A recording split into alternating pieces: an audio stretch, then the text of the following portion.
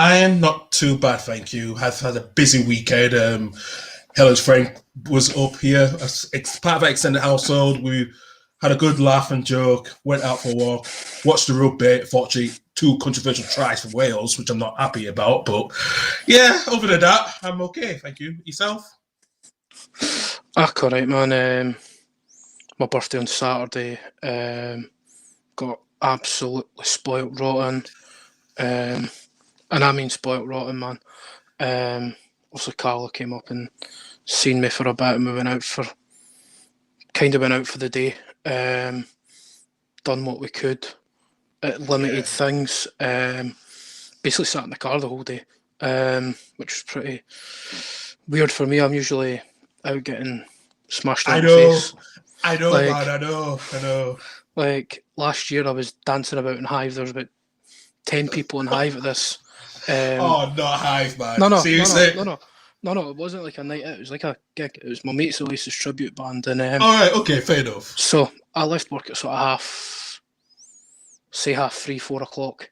Got into town, and my mate Ryan was coming up for trying to enter the pans he lives in. He's going to kill me for getting that wrong. So I had 20 minutes to kill. So I was like, Waverley, I'll jump into Spoons and I'll get a quick pint. It turned out it's sort of 2 pints or more, and I was like, right, I need to get something to eat. So we took like a walk down to Pilgrim, and there's like a bar just across the Pilgrim you can go right in. It's a student place. And I sat down and I was like, I'm not eating. Let's get smashed. So we proceeded to have a good couple of drinks, couple of whiskies, and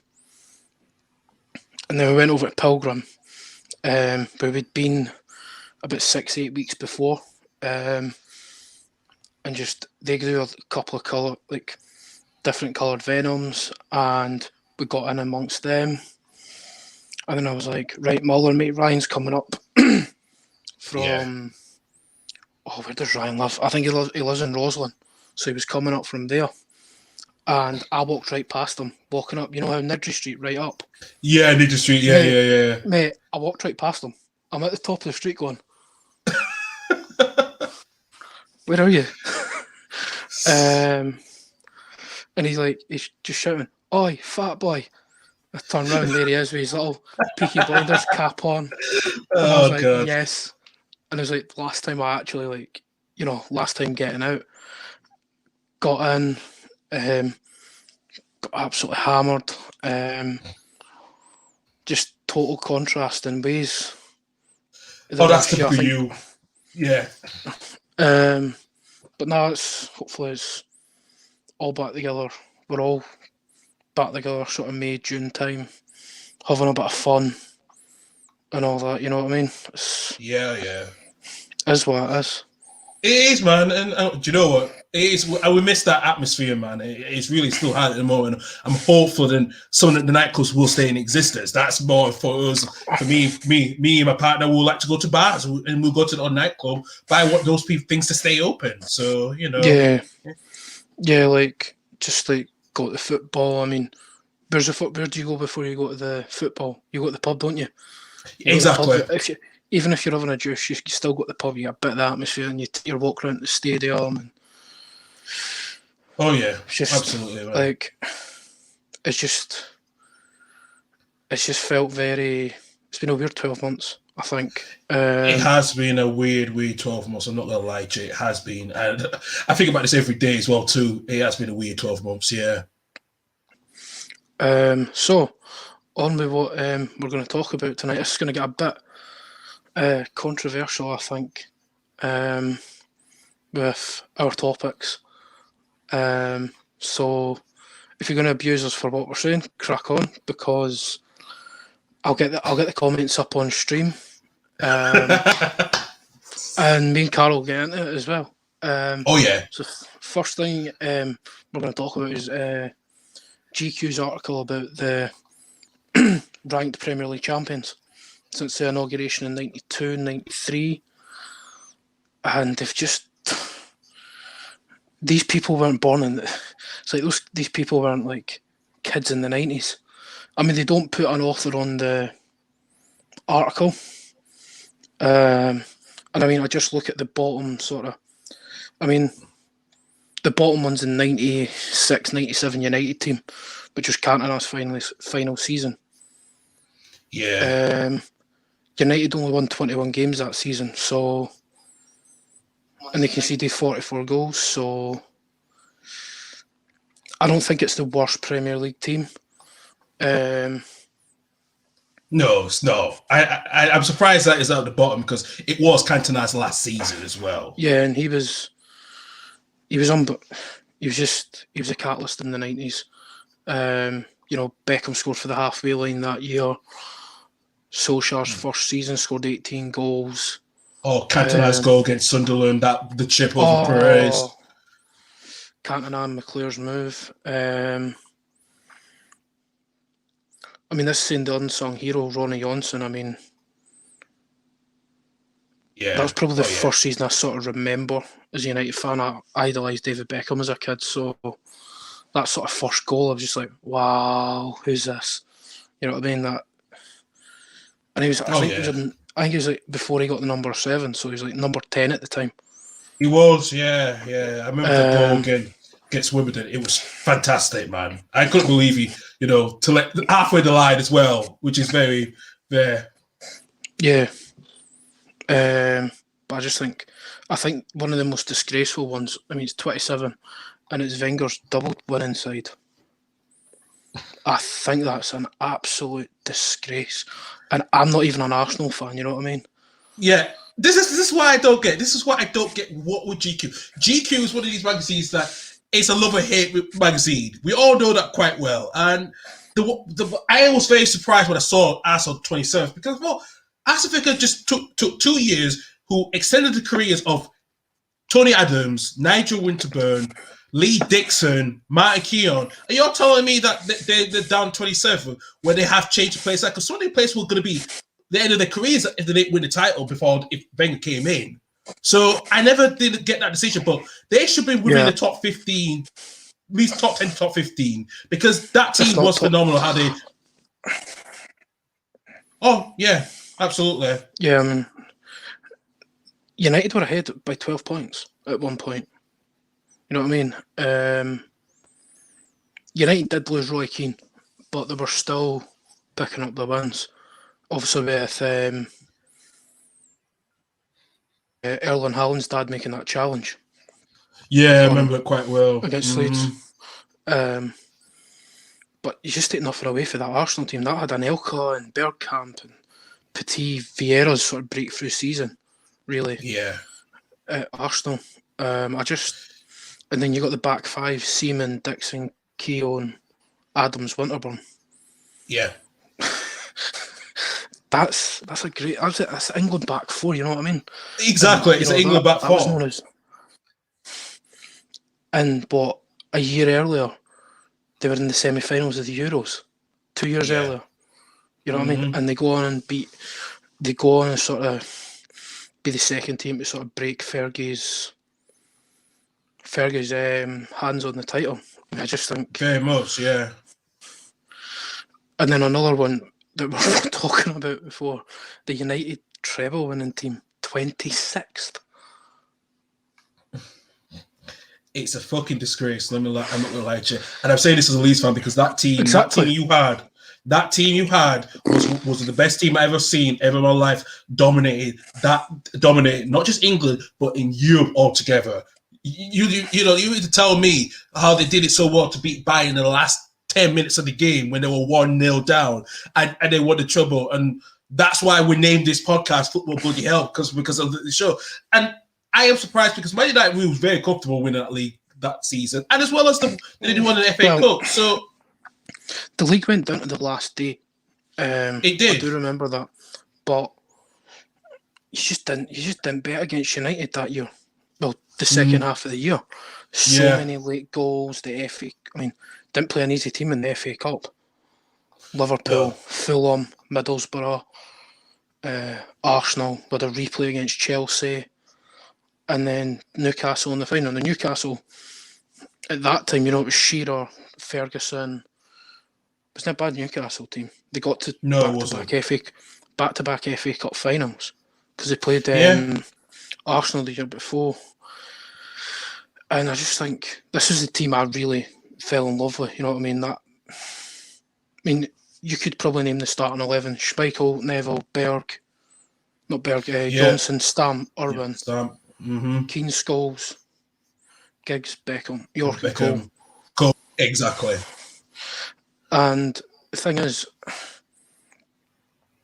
Roy Keane came back for a cruciate that year. And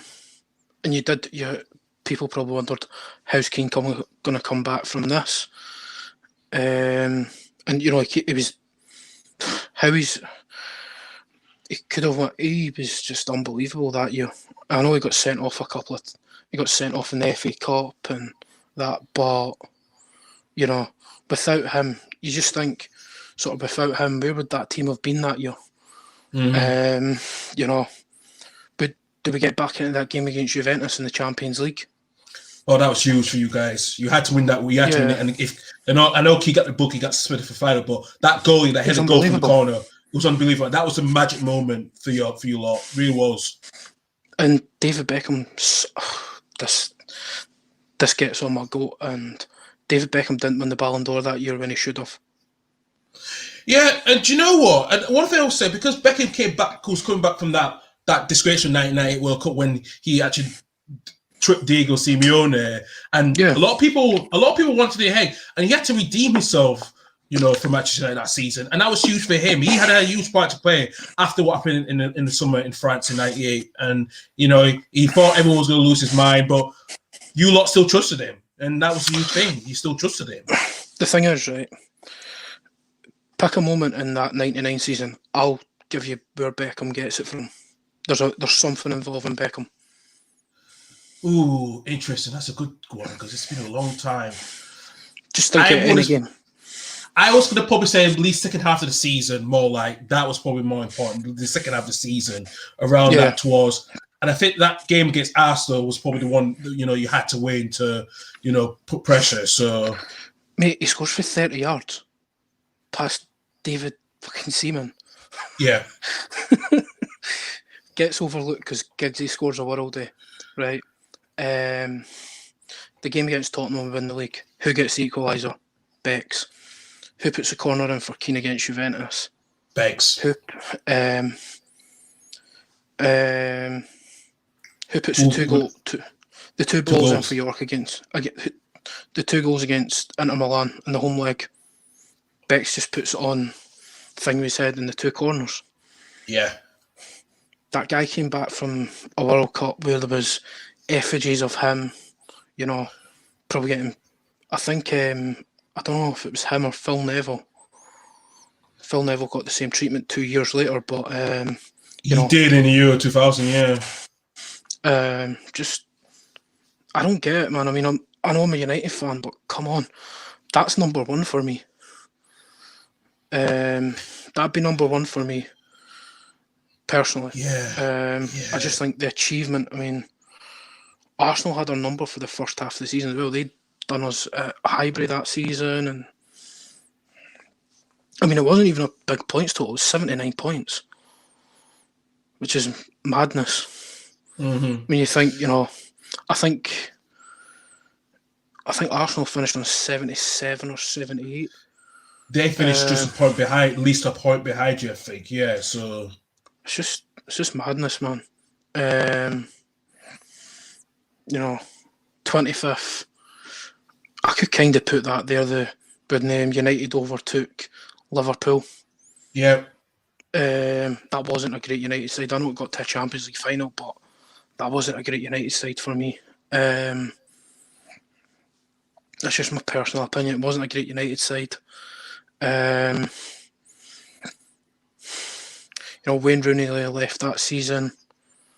It was, I think it was the season of the first transfer request. Yeah. He didn't play for a lot. I think maybe 3. 3 games. Yeah, exactly. No, it was about 3 months we didn't have him for the season, and scores that goal against City. Scored a hat. Berbatov scored a hat-trick against Liverpool. Liverpool in a 3-2 win. And the mental thing is, we only dropped 2 points at home that season, and that was to West Brom. It's madness, man. It's madness. Absolute madness. I'm going to skip a few because there is, I think, a couple of teams that sort of deserve to be lower half. Is Beckham's last season at United, where they won the title. Yeah. That wasn't a great United side, I don't think. But I had Ruud van Nistelrooy in it.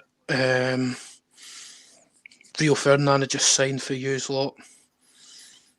So, and they overhauled a 12-point lead from Arsenal that season as well, because we were down and out that season.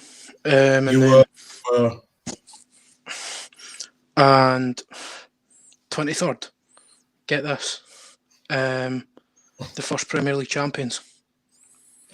Yeah, and it is that's interesting that way it is, because it should be a little bit high up because it was the first, the inauguration. So, and you finished ahead of Aston Villa and Norwich, who were the unsurprising teams to challenge you, So yeah, I know. It's just one of them. I mean, I see where they're coming from. I mean, the first half of the season we weren't great until Eric came in, and but we only scored 4 goals more than Oldham, who finished 19th. So, weighing it up, yeah, but go and find me a more romantic season for United. 26 years on from, winning the title, and yeah. I mean, that's the year I'm born, so year I was born. I was born in 1992. Yeah, 92, the inauguration. So you were born the year Leeds won the league. That's brilliant. Yes, I was. Mm-hmm. That's brilliant. 95, 96, the first 38 league season. Oh, really? Took the title on the last day. Oh, yeah. I don't know. I think it was that infamous Kevin Keegan. Turn season. Really? Yeah, fair enough. You're really interested with that one, yeah. I will let you out. It's the defining moment of the season. It's soon. Leicester City down in 21st. That is a very, very controversial. You put a team that was 5,000 to 1 favourites to be champions in that season, and you're telling me that you put them in 21st place. What do you give me a fucking break? You tell them, how can you put a team that surprised everyone when Man City faltered so badly towards the second half, faultly, and there were things going on. Tottenham, the world cloud, their last 2 games turned up, and I don't know. It's very controversial. Not gonna lie to you. So, yeah, I know. Really is, and that should be in the top 15. Yeah. Yeah. Absolutely, just distraught with that one. And also, Jamie Vardy's got equaling the record, beating Vaz's record of 11 games of scoring in the Premier League season. So, yeah, 100%. And no matter, I did not get that one. I really don't. Yeah, it's a weird one for me. I mean, that's the same season Hibs won the Scottish Cup, so it's a special season. Well, yeah, it was, yeah. Thing is, what's mental is Conrad Logan started that season at Leicester. I know. So, and he joins Hibs and bloody wins. Joins Hibs. I mean, that wasn't a great team, but,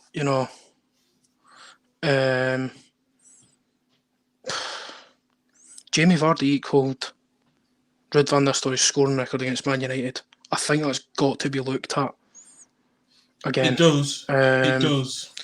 I just think, do these people watch football? I know. This is what I don't get. You got Jamie Vardy was for £1 million from Fleetwood. Riyad Mahrez was about 400,000 from one of the French clubs, and N'Golo Kante was £5 million when he was signed. You're telling Yeah. me that was you can't put them in the top 15 the way they brought it with the transfer signings they did. Yeah, I know it's just despicable, man. I love the romance of that season.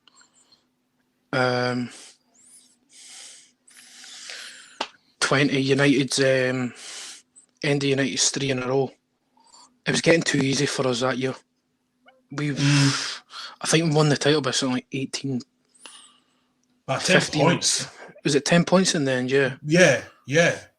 I mean, I think Teddy Sheringham scored 15 goals that year and won both Player of the Year awards at 37. 37. I think was it 37 or 35? 35, because he was still at West Ham when he was about in his early 40s. So yeah. I don't like that. I mean, we hammered Arsenal that year, 6-2 on my birthday. that 6-1 win, man, that was just that was phenomenal, man. Dwight York scoring in in the first 22 minutes. I'm like, how did Arsenal go down to 3-0? In the first 22 minutes. No, it was 3-1. 3-1. Arsenal equalised. 3-1. Yeah, I remember that. Yeah, that's just. Henry got his every game goal against United. I mean, did he score a peach that year? Yes, he did. United. Was that the game he chested it and flicked it? Yeah, and he did that. Yeah, that's to celebrate. Yeah, he did that. Yeah. And still won the league, on 80 points. Breaking into the top 20, Blackburn. Yeah, it's a good question with that one, because I think they should be in within the top 20. That's fine. I don't think top 15 or top 10, but just on the edge of the couple of the top 15, but they just miss out. So yeah, I think that's just about right. I mean, Shearer and Sutton were brilliant that year. You look at was it Wilcox, and who was on the other side? Ooh, good question. Yeah, I'm thinking Mark Atkins. He was one on the other side. So he was used. Yeah, and also Tim Flowers was really good for the Blackburn as well. Yeah, Colin Hendry. Well. Yeah. Wow, I know. And obviously that year Eric kicked someone in the head. Oops. I'll bet this to you. If he didn't do that, I think United would have won the title over Blackburn. If he didn't get that most female suspension ban, I think he would have been. Man, you would have won the title. I'm gonna, I'd probably agree with that. The thing is, right, see when you look at it, right, we're a goal away against West Ham, and who did we play that last day against? Yes, we did play against West Ham. It was that day. So West Ham both seasons, the end of the season. Yep. We're 2 goals off doing 9 in a row, which is, you may as well be Celtic. Which, true. Gets overlooked because it's up here, but people say, you look at Alan Shearer scoring 34, 35 goals every year at the time. Chris Sutton's always going to score goals in that team. That was a good Blackburn team. It was. They spent a lot of money as well too, because they had the Jack Walker as the owner. But spent a lot of money. Yeah, and that was proven right, so. Mate, look at City, and do you know what the funny thing is, right? I'm going to reference Paddock here because I have nicked this part of the podcast off them, so a shout out to Howson and a shout out to Jay Motti for this. Right, this bit of information comes to Howson. Do you know United were overspent by Liverpool, Newcastle, Villa, Man City and Newcastle? Wow. Bear in mind, Man City went down to League One by 1999.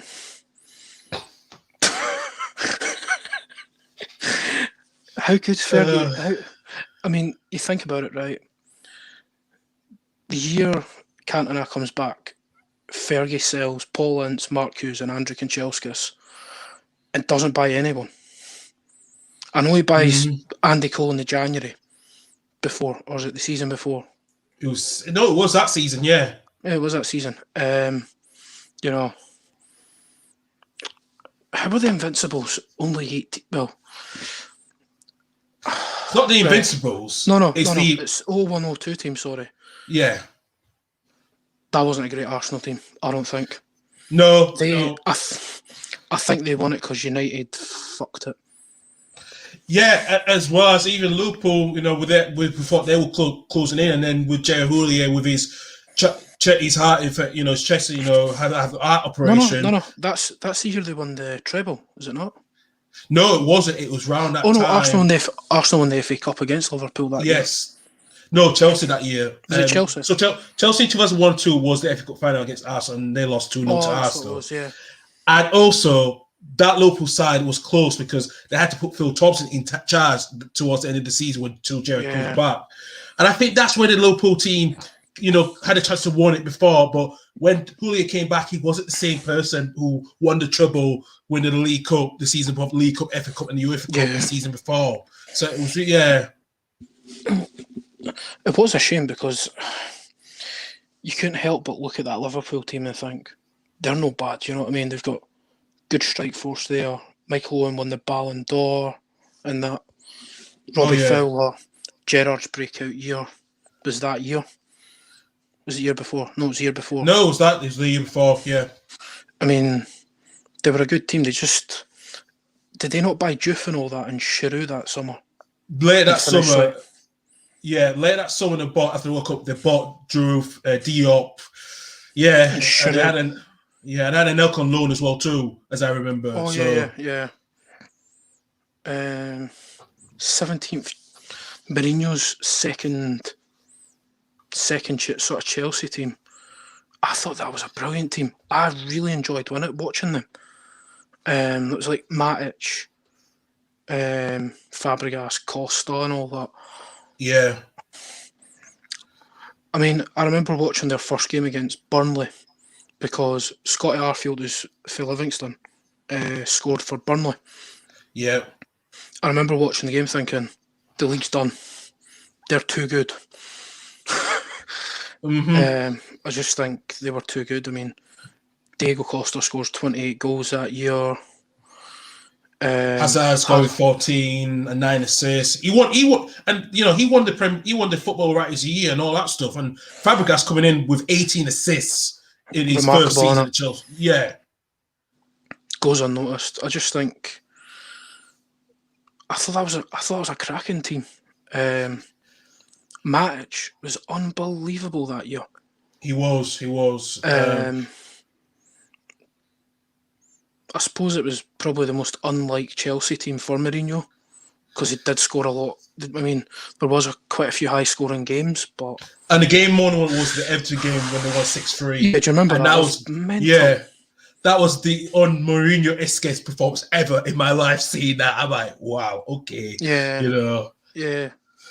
Because I think he just went, oh fuck it, there's no point defending here. Just go fucking for it, yeah. Just go for it. And then, do you remember they got smashed by Tottenham? Oh yeah, Christmas, 5-3. 5-3, yeah. That was that sort of game. Harry Kane, I think that was Harry Kane's moment. It was. Wait, I think what season was that? It was 2014-15. It was his early moment. That's what I do. Yeah, and do you know what? It's surprising how people look at that thinking, Harry Kane only just started the first full season at Spurs. His first full season. Probably his second as well, actually. He scored 30 goals every year since. Mm-hmm. Maybe that does deserve to be down there because it's so un-Mourinho-esque. Yeah. 16th baffles me because they're my number 2. United winning that second Champions League that year with Cristiano scoring 42. Yeah. Chelsea ran us all the way. I thought that team was unbeatable. I know it must have lost about 3-4 times. Ronaldo wins the Ballon d'Or. No, he doesn't. Oh, yeah. Kaká was still the holder that season. He was. This is an interesting one because Ronaldo scored 31 league goals. That's more than 11 more than Derby County did get combined all together when that disaster season they had. The thing is, they gave us 2 hard games. Do you know that season? I actually watched the DVD the other day. That's why my memory is pretty fresh of it. It was 2-0 at Old Trafford and 1-0 at the what's it their ground called? Pride Park. Is it? Yeah, Pride Park. I just remember that. I mean, we couldn't stop scoring that season. We hammered Newcastle twice. I mean, not surprising. Yeah. Newcastle go down that year. Was that the Shield? They went down. No, it was this season after that. So we'll come to the next one. Yeah. Yeah. I mean, how's the season after better than the? I will swap those. I will swap that around. Yeah, exactly. I will swap that around because that team you had in 2008, it was unplayable. No one could stop them. And you know the way you beat Barcelona in that semi-final, and beating Roma 7-1 as well. That wasn't that season. That was season before. It was season before. Sorry, season before. But you beat Barcelona, which is no one. You know, Rijkaard was coming to the end of his career at Barcelona. You killed his career. Oh yeah. Because I actually seen Barcelona at the start. No, because that was the end of that. See the summer, right? Barcelona came to Scotland. I remember it quite well. St Andrews, yep. And I seen Barca v Hibs. Mate, we missed open goal in the first 2 minutes to take the lead. Stephen Fletcher missed open goal. The guy who was linked by Real Madrid one time in his life. No, that was Benjamin. That was Benji. Jesus. Yeah, he always said, "Oh, I've been linked to Real Madrid." Right, mate, calm down. This season's need flipped around. I mean, I know we got to back-to-back European Cup finals. I mean, we lost. To be fair, we did beat our points total. We got 90 points that year. You did. Yeah. I mean, Giggsy was unbelievable that year. Van der Sars, 21 clean sheets. Oh, wow. And only 24 goals conceded all season as well, which is, yeah. But there was just so many games we needed saving. You know, Welbeck against Stoke, Makeda, the game against Aston Villa, and that. That's why I just put 2007, 2008. What a funny story about that final. So I had a dinner dance with Air Cadets, and I was handing my kilt back in to, I think it was Slater's or something, and so got that done, and it's the day of the final. I think so. But so in the Champions League was played during the week, and so hand that back in, and being a rascal as you are as a kid, I got into like verbals with a group of lads, right, and didn't realise there was like 15 of them. I thought it was just like 2 or 3 of them. Walked down sort of the corner at Asda, going down the escalators, you know, just. Yeah, and until the whole gang goes around like, oh shit, you're like, yeah. Yeah, it was like 3 of them at one point, and I was like, shit, there's fucking like 20 of them, I'm dead. So I've like dived out of Asda, right, jumped down the stairs at Livingston, right, and I've like headed towards like outside the thingy, right. I thought they were still, right, no, you're going to laugh even more at this, right. Got to jump the barrier, like, you know, there's the crash barriers. Yeah. Andy left his left foot a little lower. Mate, I've tripped, rolled, and like my arm's stuck like this. Oh no. Right, I'm going to my girlfriend at the time for dinner, right, before the game. And she's like, oh, you need to go to the hospital. I went, my fuck. Fuck you going to the hospital. Fuck, are you joking? I'm having dinner and then I'm going across to my mum's mate to watch the final.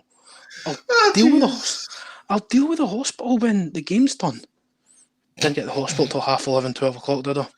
Oh, Jesus. By the time I got taken and all that, and it was just like, what you done? I was like, well, I went flying. And it turns out, like, I've like, there's a crack in my elbow here. Oh! Still there, because they can't do anything. Jeez. All for the love of United. Mate, that is true dedication right there. It's fucking true dedication right there. That is true dedication. I can't believe you go through that shit that day. I'm like,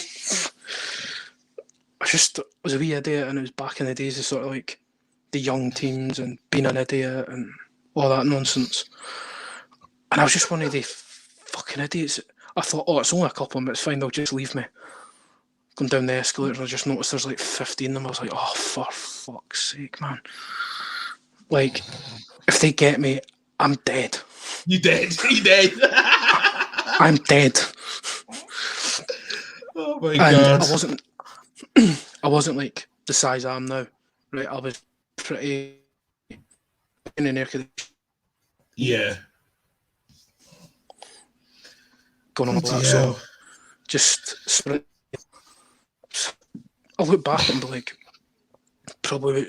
But to be fair, my girlfriend's mum at the time just went, "You got the hospital?" And I went, "Nah, fit buzzing." She went, "Right, I'll put like ibuprofen cream and all that, and put me in like in a bandage and all that." So, and she was like, "Gob those ibuprofen while you're at it." So, yeah, it was one of them. You know what?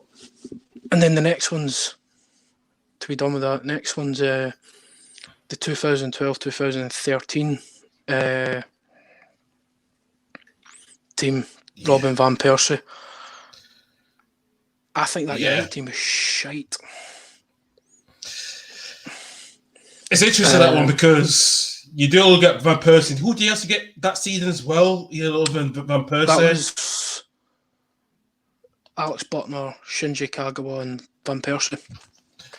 Yeah, and do you also get Nick Powell as well for one point from Crew as well that year as well? Because I do kind of recall that one as well. Yeah, doing well at Stoke now, which is always good to see.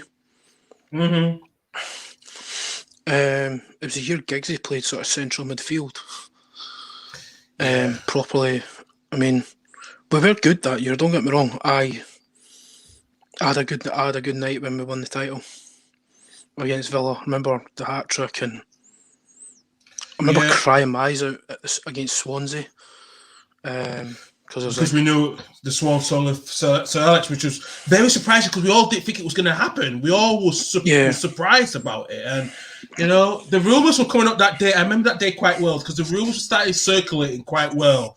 And I thought to myself, this is going to be... Why is the club not saying nothing yet? Because this is going to be interesting. And then when I made the announcement, I thought, bloody hell, this really is going, you know? So literally, bloody hell. It's just one of them, man. I mean, I remember just being the announcement coming out and thinking, oh, fuck. Please tell me it's Klopp or somebody who's getting the job. You know what I mean? Is it Klopp? Is it Guardiola? Please give us someone. It's David fucking Moyes. And, you know, I was with the rest of the United fans thinking, listen, Fergie's picked him, it's fine. He's Fergie's man. I got to tell you something. I was told about this. So when I was at college, just before the last year, I went on a college trip to Old Trafford. It was part of my IT stuff because we were learning about the IT stuff. And here's the thing: they didn't talk about the IT systems. They talked about the Match of Night Football, and they were talking about Pep. And then one name was mentioned was Pep. Pep's name was mentioned when one of the two people was telling us that. I thought to myself, thinking, is this for real? Because am I supposed to be learning about my course? Or am I learning about what's going on at United? I'm like, what the fuck? I'm like, I wish I was at Man City learning about the IT stuff. I'm like, well, yeah, you know, but I was surprised because I thought Pep talked to Fergie that season. And I know they had so much chats going on. And I thought to myself, yeah, this is like going to be a done deal. Until that move that we found out he was going to Bayern Munich a few months prior to Fergie's retirement, I thought, bloody hell, okay, Man U have lost this one because I know Man City wanted to talk to him, but I think they were going to leave for a little while till things was developing. But I thought Man United was in the bag for him. I really did. Yeah. I really did. And then when I heard about David Moyes, I thought, yeah, this is interesting. Then I know Ferguson handpicked him, fair enough, but how this is going to work? This is, is this the last time Man United will win the Premier League title under Fergie, and they're going to win it again with the next man coming in? It was very interesting that one that summer. Yeah, I mean, I think you would sort of pick a manager for that squad. It's probably got to be Mourinho. He would have kept that going. He would have kept it ticking over for a year or two. That team was already a team of winners. You'd had Giggsy, Van Persie went away to the World Cup and done. No, that was the season after. Never mind. And the year after, was fucking shit. Finished 7th. It's a bad thing to say, but my highlight of that whole year was Gerrard slipping the following season. I keep thinking, let's not fucking slip up. What was that moment? Let's not fucking slip up. And what do you do a week later? You fucking slipped up, didn't you? And let Demba score. Bloody hell. Yeah, exactly. That's just like... The thing is, that City team was good. Got to admit, that City team was good. Oh, yeah. Fantastic team. I mean, that was... the thing is, that was at the point they just kept ticking over with the managers. Mancini went the year before, like that summer. Pellegrini came in. I didn't rate Pellegrini as a manager. I think me and you could have went into City and just went, all right, crack on. Yeah, the only time I only rated him when he was at Villarreal, and that's where he did a really good job. But in the Premier League, it was just typical City in a way. And then the West Ham, but that City team at the time, they turned it on. They really turned it on, especially Yaya Toure as well. Yeah, that was the season. Did he get he got 20 goals that year. I mean, some of his goals were just unbelievable, man.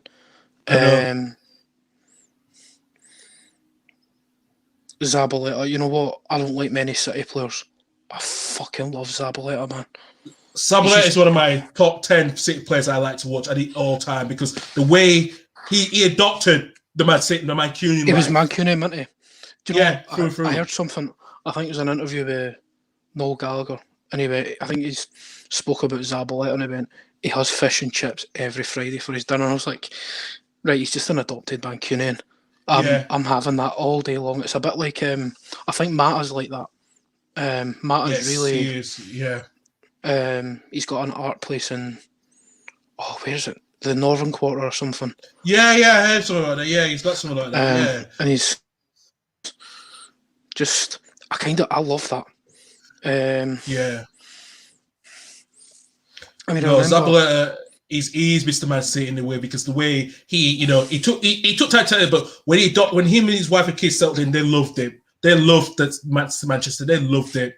And do you know what? I was surprised. He could have finished his career at City, took on shit than West Ham. So, but he is my Mancunian for life. To be honest with you. Yeah, it's just one of them, and I kind of feel like that myself. See, whenever I've been like in Manchester, I'm like, no, I could live here legit. I could fucking move here. I feel so at home down there. And the thing is, with Toure, he's got their training stadium, which is stunning, by the way. I seen it in 2016 when I seen the Roses. Yeah, and I was just like, wow, like that's fucking cool. I mean, their stadium's still a shithole.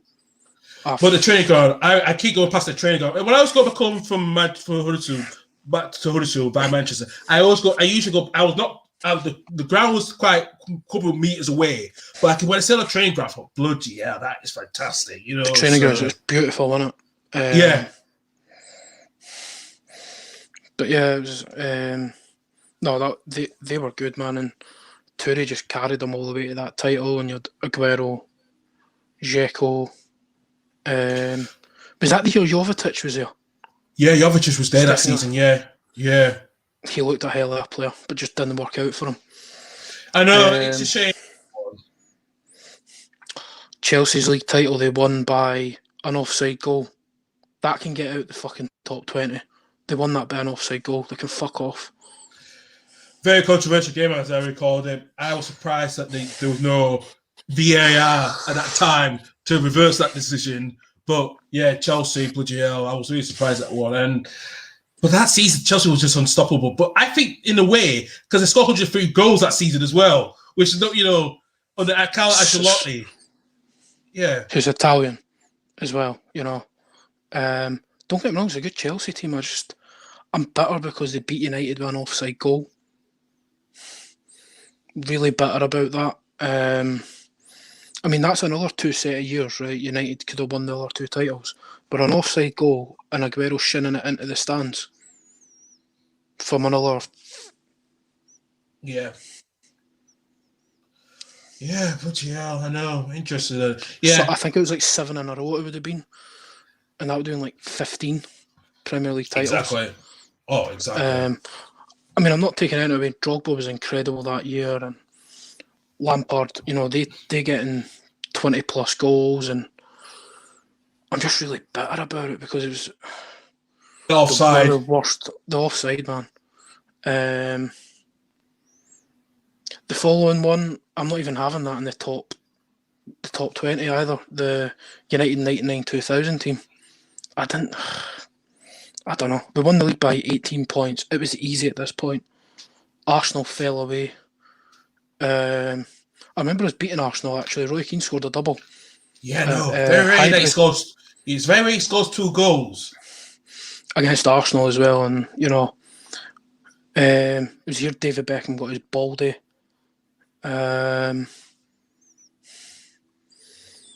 Oh, yeah, that's the year. That's the year. Keane had the uproar about his contract dispute, and he got put on 75k. Yeah, and then something like that. The season he won. I think he was the undisputed best player in the league that season as well. Maybe he was the best player. I know he scored the own goal for Madrid to win at Old Trafford. They won 3-2 in the Champions League that year. I think is that the Zidane year? Yes, it was. No, 2 years after that. 2 years after that. But Madrid won the Champions League that year. I think Steve McManaman scored one of those goals in that final, actually, that 99-2000, because he went, you know, that was an interesting move. That was the Bosman, yeah. But to be fair, it was practically it was a treble winning team minus Schmeichel. I mean, we got hammered quite a few times that year as well. Got hammered at Southampton, got hammered at Chelsea. Yeah. Because you had a lot of goalkeepers to play as well, because you were rotating a lot of goalkeepers after Schmeichel left, man. That was a bit, that season. What was it? Bosnich, Van der Hau, Taibe, and Paul Recoba. Yeah. How'd you say it? Paul Recoba, yeah. I do remember him as well. He went to Leeds. Did he go to Leeds? Yeah. Yeah, he went to. And if he went to Huddersfield as well too, as I recall. Possibly, so, yeah. Or was that? Yeah. I mean, I know we won the title by 18 points and won the title with 91 points. I can remember that season. I had the away top that year. I had Keno on the back of it. But I didn't think it's a great United team. Maybe I'm wrong. I didn't think it's... I remember us hammering West Ham and that, but there's no highlights for me there. Straight to my head. Well, the one thing I will say is that season when you won it, Leeds were coming of age that season. Yeah. We were very surprised we finished third on that team of Steve McPhail, Michael Bridge, Harry Kewell, Alice Smith, Viduka as well. The talent was coming, and we were surprised we finished third. But people consider, people recall us one of the best teams in England at the time. But I thought no, because it was just starting to come of age. Because I think that season, the season after. You know, that season we beat us at Old Trafford. We bullied you. He did. Positive. I'm sure Dwight York scored twice. He did score twice. Yeah. Piss him in at Old Trafford. I'd have this team in my top 10. City 2011, 2012. I thought they were going to be a little bit higher. Not too much, a little bit higher, because I remember that season quite well. And I've got a story to tell you, Andrew, because you're gonna laugh at this one. So I was in college.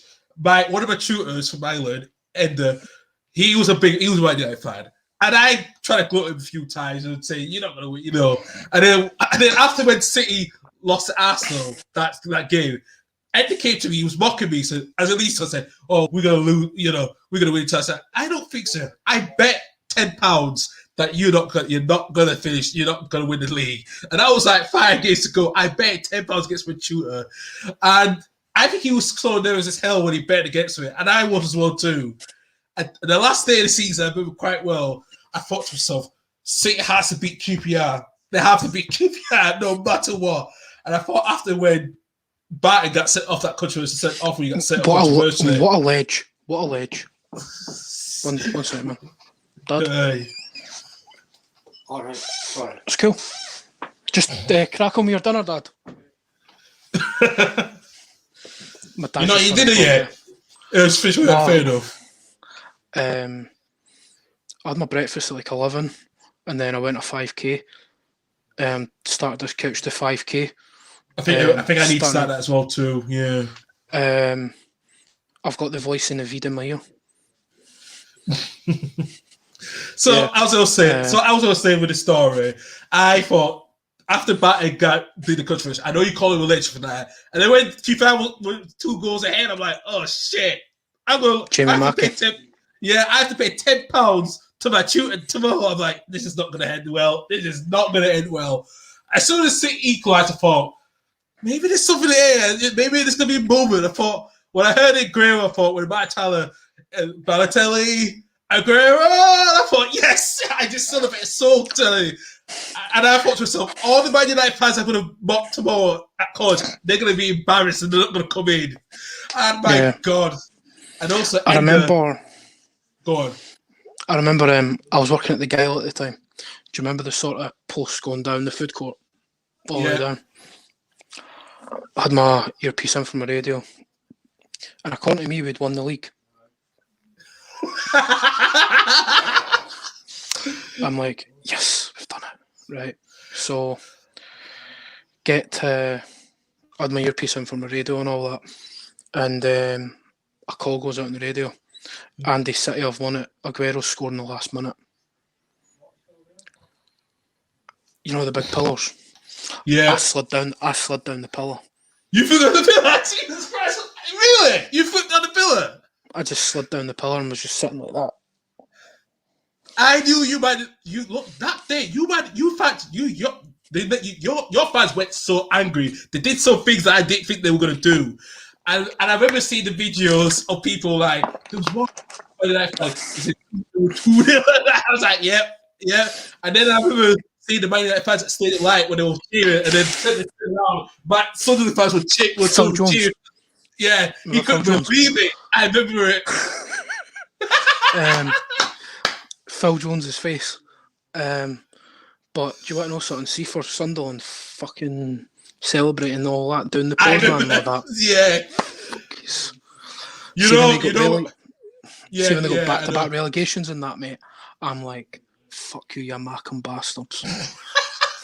Let me just say this here. My friend Shan is a Sunderland fan. I think she remembers that day when the Sunderland fans were celebrating when City won it. And then the next day, Ender paid me my £10, but he put like a fake money in front of it with the Shapeman shirt in front of it, printed Shapeman shirt on a £10 note as well. And because it's brilliant. Absolutely brilliant. God. Savagely. Yeah. But, that was the season City, finally done it. Killed me, man. Oh. Because that was the only season them winning the league hurt me. Yeah. Because see all the other ones, I'm like, fuck, I've not even been in the title race, mate. I don't care. As long as fucking Liverpool didn't win it, I don't care. And this is the thing. The one thing I will say as well, and I'll be honest, for a Leeds fan, it was a smile on my face when we saw you lot lose the title to City. It was the whole Leeds, the City of Leeds was celebrating like, yep. So you finally, them mank cunts. Finally, your mank cunts, mate. The thing is, like, Fergie was quitting that year if he won the league, so I don't know. The mental thing is, right, we had a good attack that year, right? He goes into David Gilmour like, I want another fucking striker. Mate, we've got Rooney, Berbatov, Welbeck, and Hernandez. Yeah. Fergie still walked in and went, fucking get me Van Persie.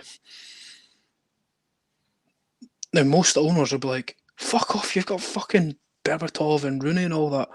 David Gill straight away and just went, right, I'll get you. And, you know, that was that. Another United year, obviously, after that in the top 9, we're at 9th. The 06-07 season where we got the title back from Chelsea. Only signed Michael Carrick that year. And a certain loan player, the King of Kings of Celtic, Henrik Larsson. That was a good year. I really enjoyed that year. Nothing better than getting the title back, and it was Ronaldo's 17-goal season. And also, Roy Keane was not there. That was the first title winner without Roy Keane as well, which is... Yeah, it was Gene Evans' first title as captain, which I was so happy for him. I absolutely love Gary Neville. I mean, the song we've got for him, you know, he hates Scousers and all that, and, you know, massive to take over for Roy Keane. And we beat, I mean, the Champions League run was pretty good that year, but we got absolutely cunted by... my missus is in the comments. I just seen it now, actually, yeah. The fucking king signed for us. Yes, he did. I think he only scored 2 goals, both against Villa. Martin O'Neill's Villa as well. But no, we were class that year, man. It was Rooney, Saha. Who was the other striker? Alan Smith. Alan Smith came back. Alan Smith came back for... Yeah, signed... who do we sign Larsson off of? Helsingborgs. The Helsingborgs. He signed last of Helsingborgs. Yeah, for 3 months, and he still says he regrets not staying, which is kind of gutting. Because even I thought he was going to stay. I thought he was going to stay. I really did, because I thought it was... Yeah, it really was surprising. Signed him a couple of years too late. I would have loved to have got a hold of him in 2000, you know, after Celtic played Sevilla. I mean, even as a Hibs fan, Jesus Christ, what a fucking player. He broke my heart quite a lot. I was at his debut as well for Celtic against Hibs. His first touch, he came on as a sub. His first touch was a loose touch. I went to Chit Charnley, and Chit Charnley scored for sort of like 25 yards. Wow. So yeah. But yeah, that season was good. We still won the title. I think it was more about getting the title back in our hands. After, Mourinho got sacked as well after that season, basically. Right, number 8's the Arsenal Invincibles. Oh, I don't think they were that good. No. That should be swapped with the 97 team for me. Yeah, it would have been. Do you know? I agree. I think if Arsenal were investing in it. Yeah, I know. That's what I was going to say. If Arsenal had won more games, then I would have said top 5. But because we won 26 games and drawn 12, I agree with that one. I think they have to be a little bit lower, swap around with that one. Did they make top 10? I'm not sure they go in the top 10 for me. I think you've got... They just edge out, missed out the top 10. I've got the 3 teams United, won it back-to-back. The 3 times they've done it. It'd be probably my top 3. Just as category teams, I just have those teams as 1. Then I'd probably have the Arsenal 97 team. Yeah. And Chelsea's team. They all, just that, the Mourinho first year. Oh yeah, no, I do. It was when Mourinho was the sexy new thing in football. And you got that prediction. You got the right prediction that they're going to win the title Bolton from the start of the season when he said that. Yeah. And it came true to the 8. I'm like, he did get it right. Yeah, 2 years back to back as well. Oh yeah, absolutely. Don't get me wrong, they were good, and Henry was fucking hell. Henry was class that year. Henry was unbelievable. He was the best player in the world at that point. You couldn't stop him. No. I mean, they say the defining moment is probably that Liverpool game because they were 2-0. they 2-0, 2-1 down at half time, and they were out on their feet. If you watch the sort of doc on it,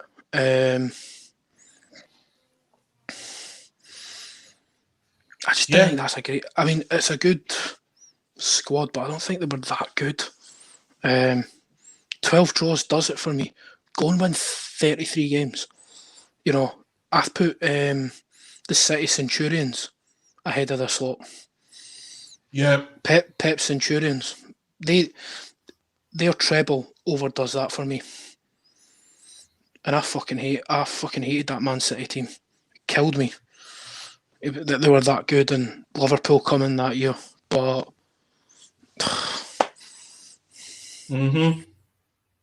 I think they probably sit 11, 12.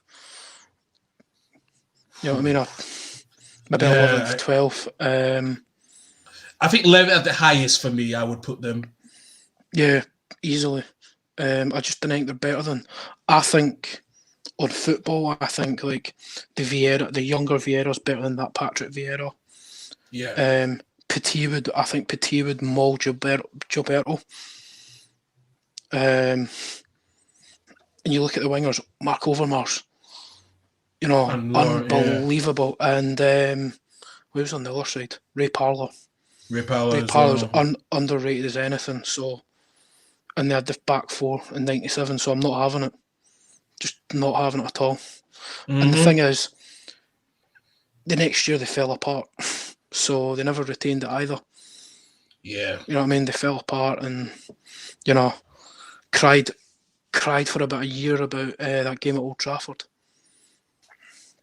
Very much, yeah. So, just not having it. I'm having Henry's the best player in the country that year, but the rest of it can fuck off. They can just do one. The first United double win inside. Absolutely smashed everyone that year. Yeah, they'd probably sit about 7th for me. Unsung hero Dennis Irwin. The most underrated fullback in Premier League history. Well, I'll agree with that one, because I know there was that time when Cantona joined you lot, there was a chance we were going to sign him, but that never came to fruition. I'm signing him, mate. Yeah, I know.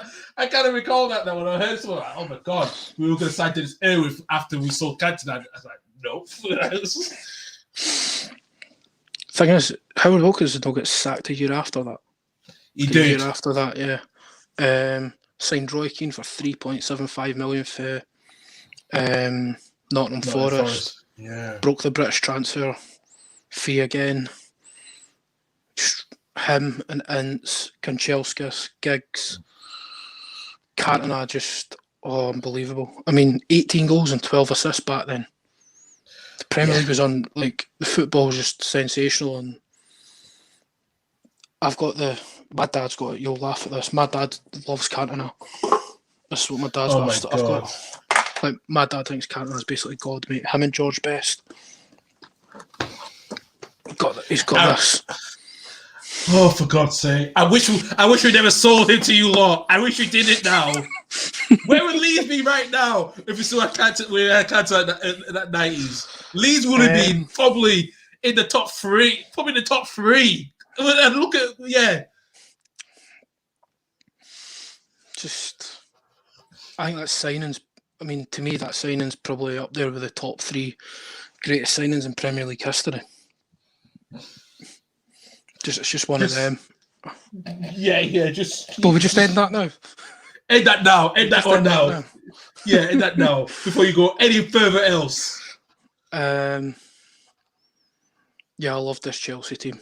As much as United were on the downturn, the 05-06 Chelsea team, they were on that wave. Mourinho was at the peak of his powers, and they're just so good, man. 18 of their 19, you know, the title was done after 14 games. They won 14 of their 16 games. Yeah. They were just, you knew.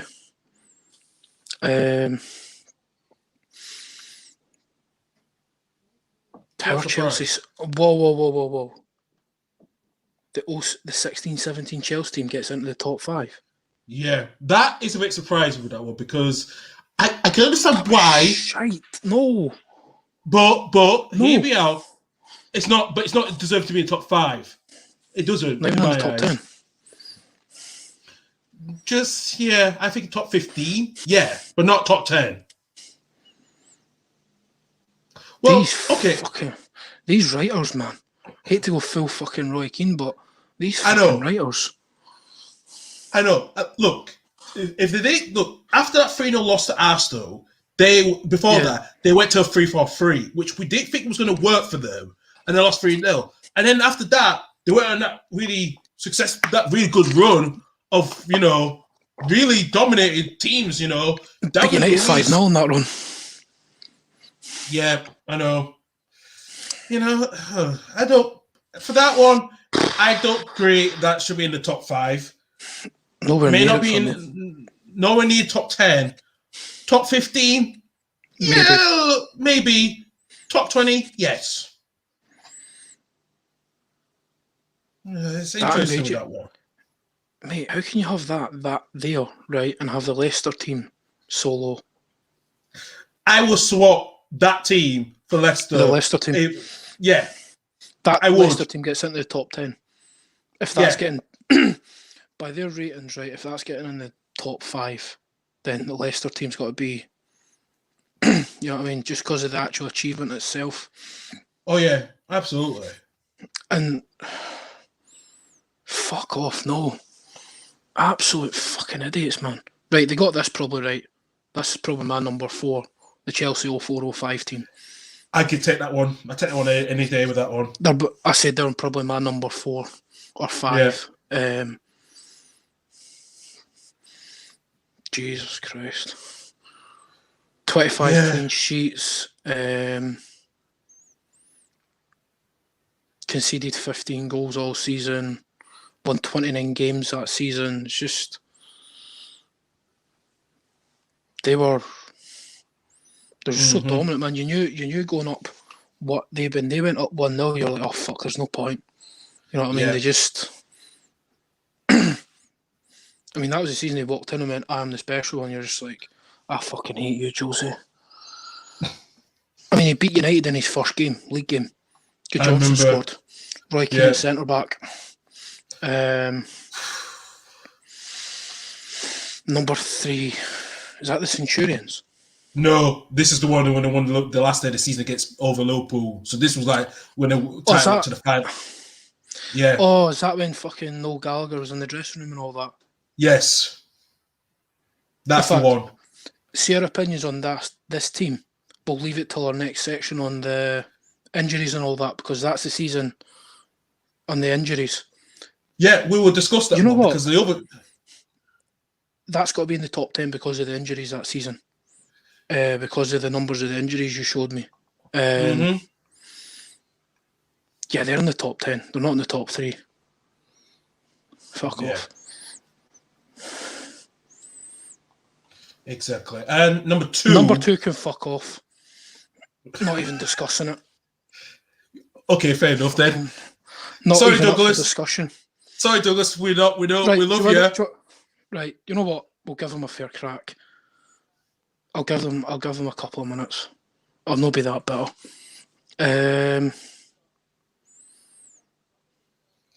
Is there any? I think it's all been said about this team.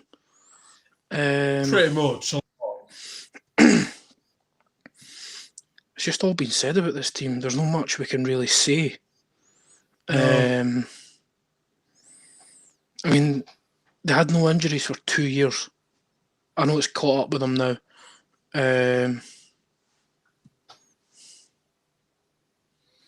know.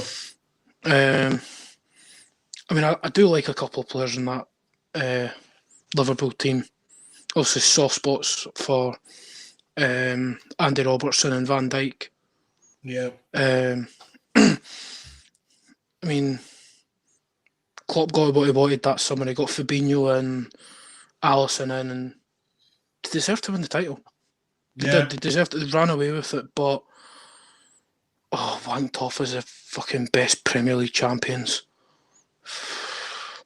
That's my only thing about it. They're just wanked off too much.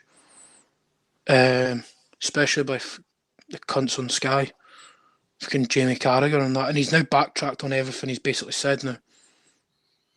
I know. They were looking at this now. They probably weren't one of the greatest champions. Well, you've not won the fucking league, you dick.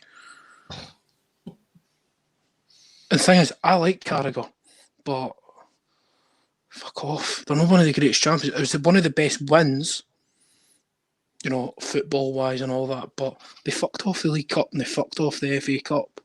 You know, they made it easy for themselves. And where did they get in the Champions League that year? I think they got to the last 16 of quarterfinals when they lost to Atletico Madrid. That's what it was, yeah. Oh, that's when Simeone went there and just went. Yeah, it was the last 16. I do remember it now because the quarterfinals. What happened was because that was the last game before the Champions League before the coronavirus hit. So yeah. Oh, that's the Champions League game that happened. Yeah, you're right. When was how many fans came? About 3,000 Madrid fans came when all the stuff was closed. Yeah, it was very surprising all that was going on. So yeah, I remember that. Was that a year ago? That was a year ago. Fucking it was a year ago. I know. Wow. I remember Salah's goal against Chelsea. That was an absolute beast, though. Against Chelsea in the 2-1 that was a beast.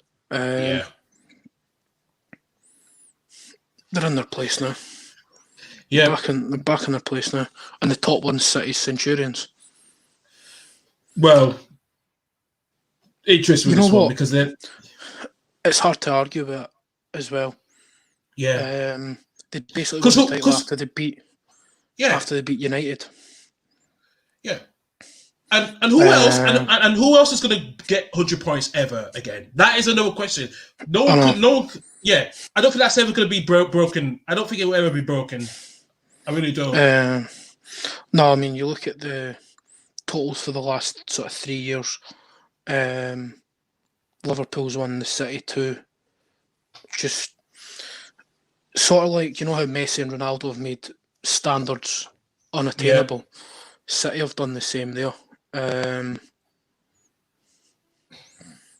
It's annoying because to me United set the standards, but it's a good thing that there's teams setting standards again.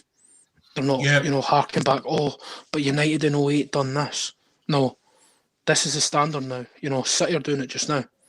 Yeah, they are. They're doing it just now. In the most un-City-like way, really, being solid at the back and just, that game against Arsenal and that winning 1-0. It was a snowfest. Sort of a snowfest. 1-0, they knew Arsenal wouldn't come out and probably in theory been smashed to bits. But it's one of them. Right. Yeah, it is. That is the end of that. Wow. Yeah. Mate, that took us an hour and 30 minutes to get through. But it's because we've went off in tangents and all that. Not surprisingly. No. We'll leave VAR being the VAR thing for football for another time. We'll leave that for Friday because we're going to discuss that on a Friday. We're going to get into about Liverpool's injuries. I will take the way. So there has been a lot of debate about why Liverpool's injuries, and Jurgen Klopp was complaining we've had the most injuries, and they wanted to talk about these, we need more substitutes, and all that stuff. It was, recently, The Athletic, last Friday, got some story about this one, and I had a good look at this. I'm going to get the graphic up so I can have a look at it as well. So I'll tell you this. 18 centre-back pairs Liverpool's had this season, and the 155 games they've missed. 155 games missed. They had the injury crisis. But I'm going to show you down, and I will tell everyone the most teams had the most injuries in that title winning season. The season after was Man City when they did the back-to-back, because the year before Man City had who players who had 10 or more days. Man City had 22 players out that season. Yeah, that was 10 or more days.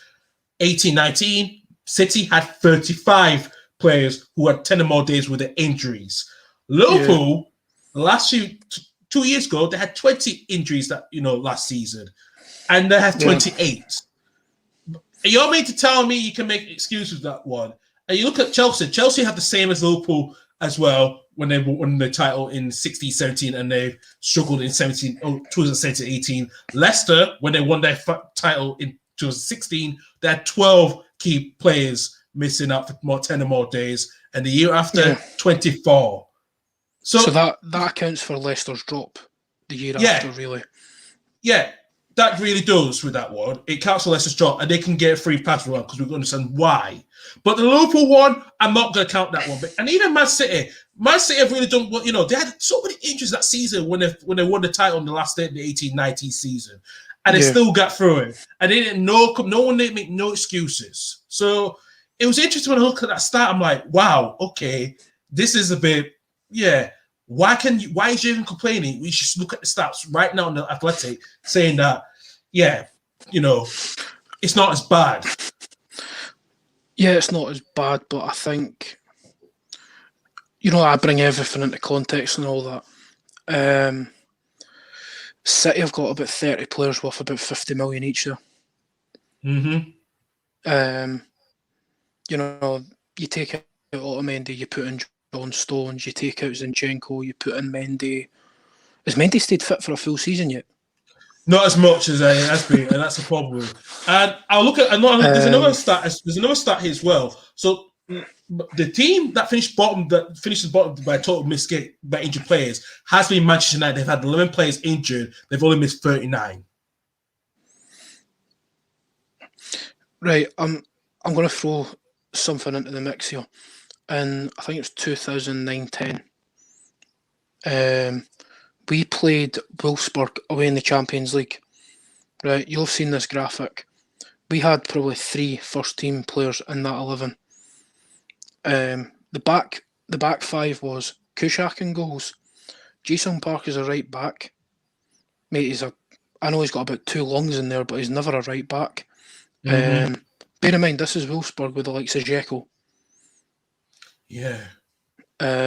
Centre back pairing of Darren Fletcher and Michael Carrick.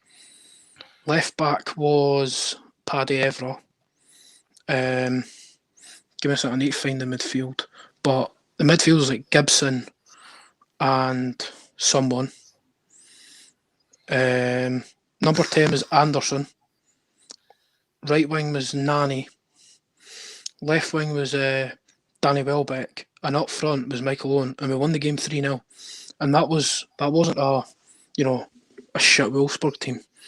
I know, it was a really good team. They won the title the season before as well, which is very surprising, Because they had Naldo up front as well with him. So they were two top tandem strikers in that Bundesliga. So yeah, and I know United didn't win the league that year, but I look at results like that and go, well, that's a top German team at the time.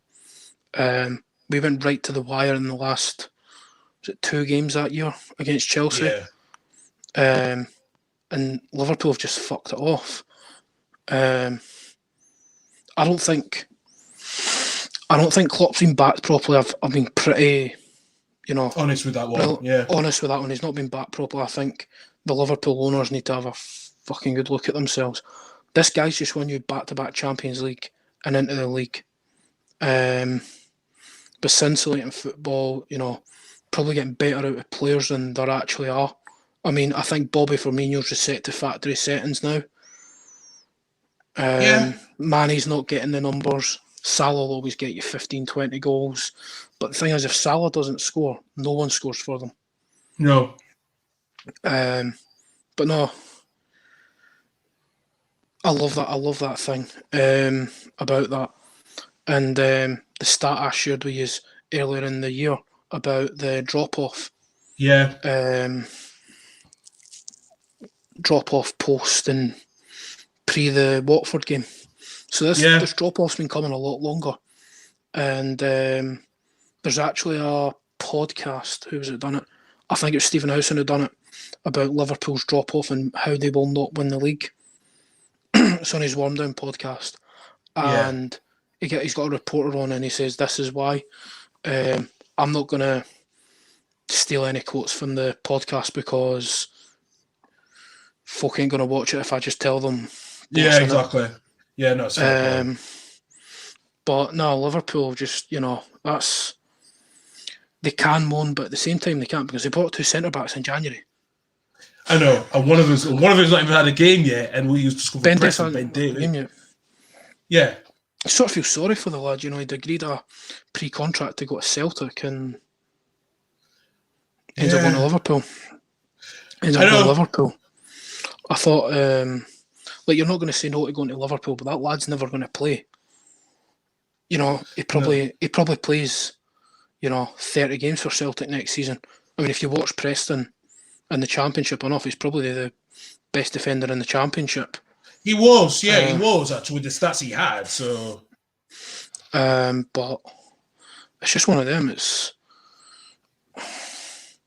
They've not even paid transfer fees properly this year, Liverpool. It's all on tick. It's all on tick. And I'm seeing Liverpool fans, on Twitter, which is maybe the worst place to go for things, saying, "Oh, but we'll go and sign Mbappe." Mate, you haven't even paid for fucking Diego Jota yet. Never mind going and spending 100 and 200 million on Mbappe. And who's the player they're linked for you? Rafinha. Yeah. You ain't letting him out for anything less than 40, 50 million. 40, 50 million. No. We paid about 17 up to 23 million. We're not going to let him go for at least 20 plus or 30 plus more that he's valued. Yeah. So to be quite honest with you, no, he's not going to go in for that money at all. So yeah, Klopp's been done by the board there massively for me. I mean, Shaqiri, Minamino. What did they loan out Minamino for? I think he still had a good chance at Liverpool if he was still in the squad.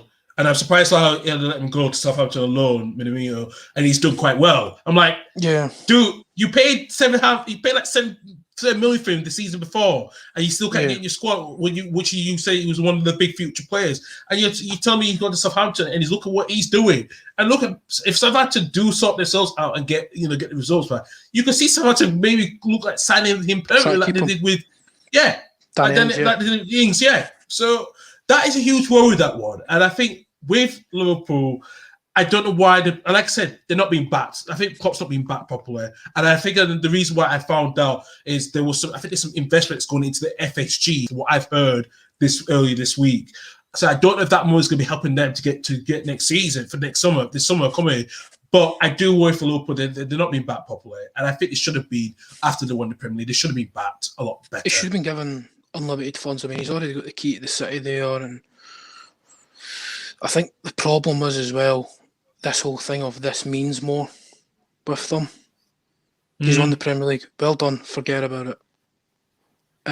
It's true. I mean, you look at what I'm going to harker back to, but Ferguson in '93, he let the players have their night out, let them have their holiday. The minute they came back in, it was like, he's done fuck all last season. We're going for the double this year. You did, yeah. Done the double, beat Chelsea 4-0 in the FA Cup final, won the league at Canton, played unbelievable football. Yeah. I mean they'll probably come again next year, but he needs to be backed, man. He's a good manager. I know, and this is between how City was backed better, and they paid Ferran Torres for £20 million when they let Sané go for 54 million to Bayern Munich.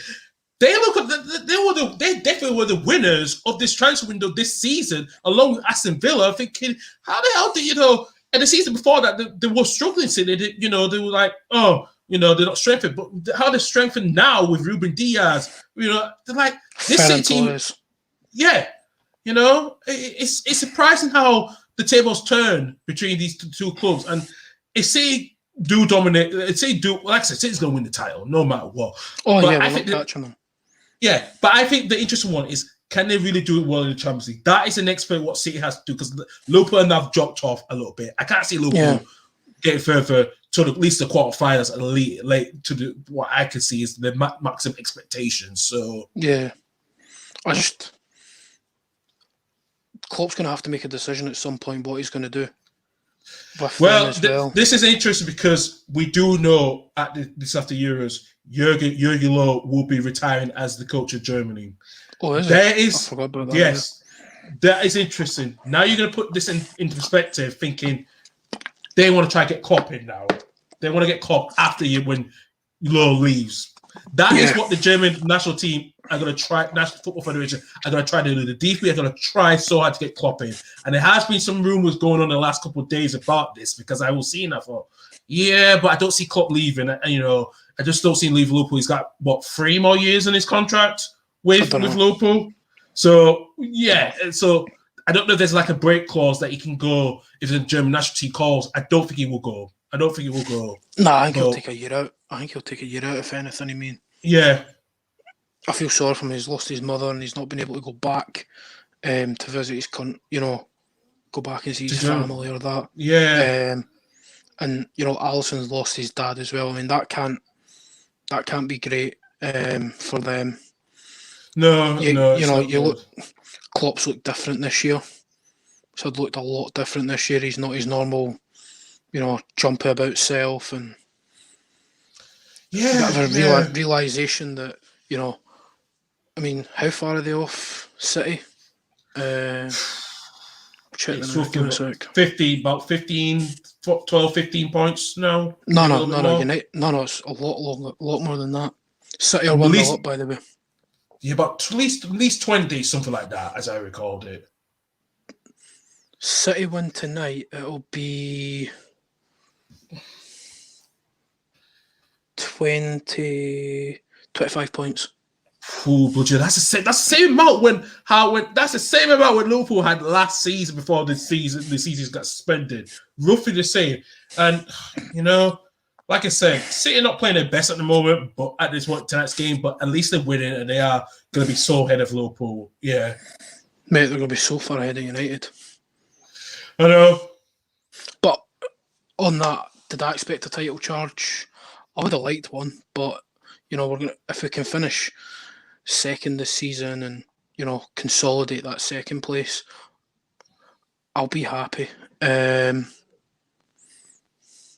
Not saying I'm overjoyed with the form at the moment, but we've got our injury problems ourselves. We've not got the biggest squad. But I'm not going to moan about it. Yeah. I'm not even going to moan about it. I'm just going to be like, no, it's still far better than we were last season. So we'll just keep going. Yeah, like I said, you had the less injuries out of any team this year in the Premier League this season. So which is very surprising because I thought that should help a lot, your squad, but they've looked after the players quite well, which is very surprising. Like I said, they only had 39 games missed. The players that have 11 players that's been missed with injury. So I'm a bit surprised that United have not been better a little bit closer to City this season, which surprised us as well. But a lot more needs to be done with that one. So it is going to be interesting what happens this summer. Yeah, I mean, I think wouldn't be opposed to getting a proper number 9 in, because Martial's just, I'd never think Ollie's rated him. He's brought a striker in every summer, every window. You know what I mean? That tells you he doesn't rate him, to me.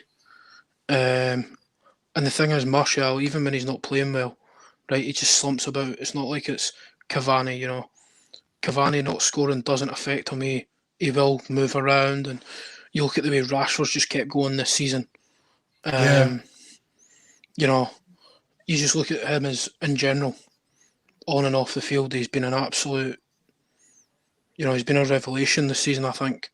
And then you just look at Bruno's goals and assists. I think you turn some of those top 6 draws into wins. We're a lot closer to City. Very much, yeah. But we'll see what happens. I'm not going to be up or down about United. I'm just going to not comment at the moment because there's too many people going ape shit about it all. I'm just going to, as always have been, go back Ollie. He will sort it providing he gets the back in. I agree with everyone. What everyone says though, Maguire and Lindelof are just a disaster waiting to happen. I mean, I think I ran and turned quicker than Maguire the day when I was out doing a couch to 5k.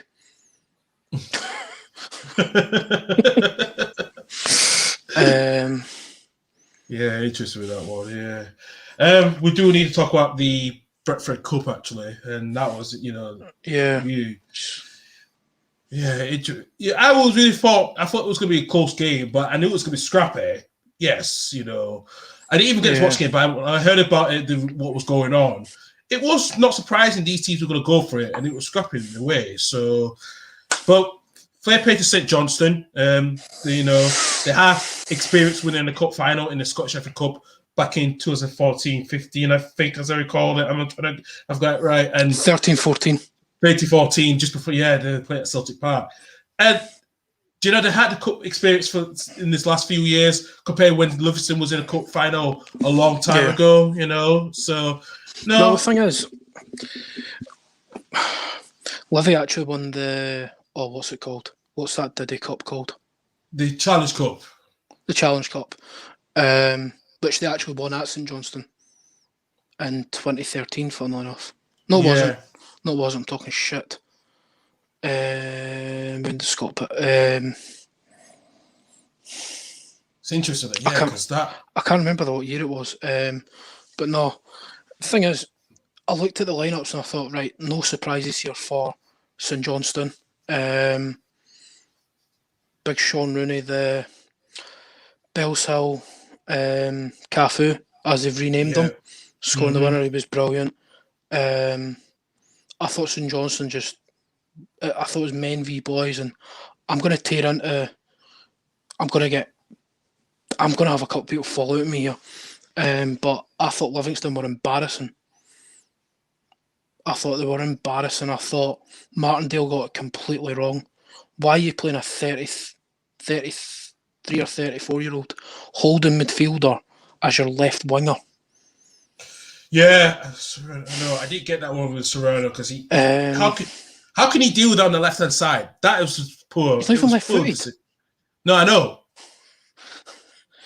Marvin Bartley, for all he's good at, controlling a game and all that, he probably has a heart attack at raising pace or going for a step over. Yeah. And I love Bartley. I absolutely love the guy.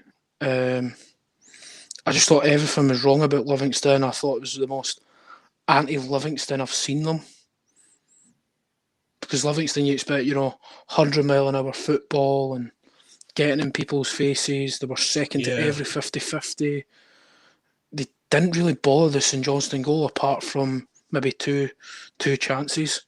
And I was disappointed. I mean, I live in Livingston. I was sort of in the middle because I lived in Perth for a couple of years and got friends who are involved with St Johnstone and that. Yeah. And big St Johnstone fans. So I was sort of stuck in the middle, and this is bitter as fuck, right? But I actually wanted St Johnstone to win just because of what happened in 2004 with Livy and Hibs. I was probably more rooting for St Johnstone. Fucking hate me for it if you want. I couldn't give a fuck.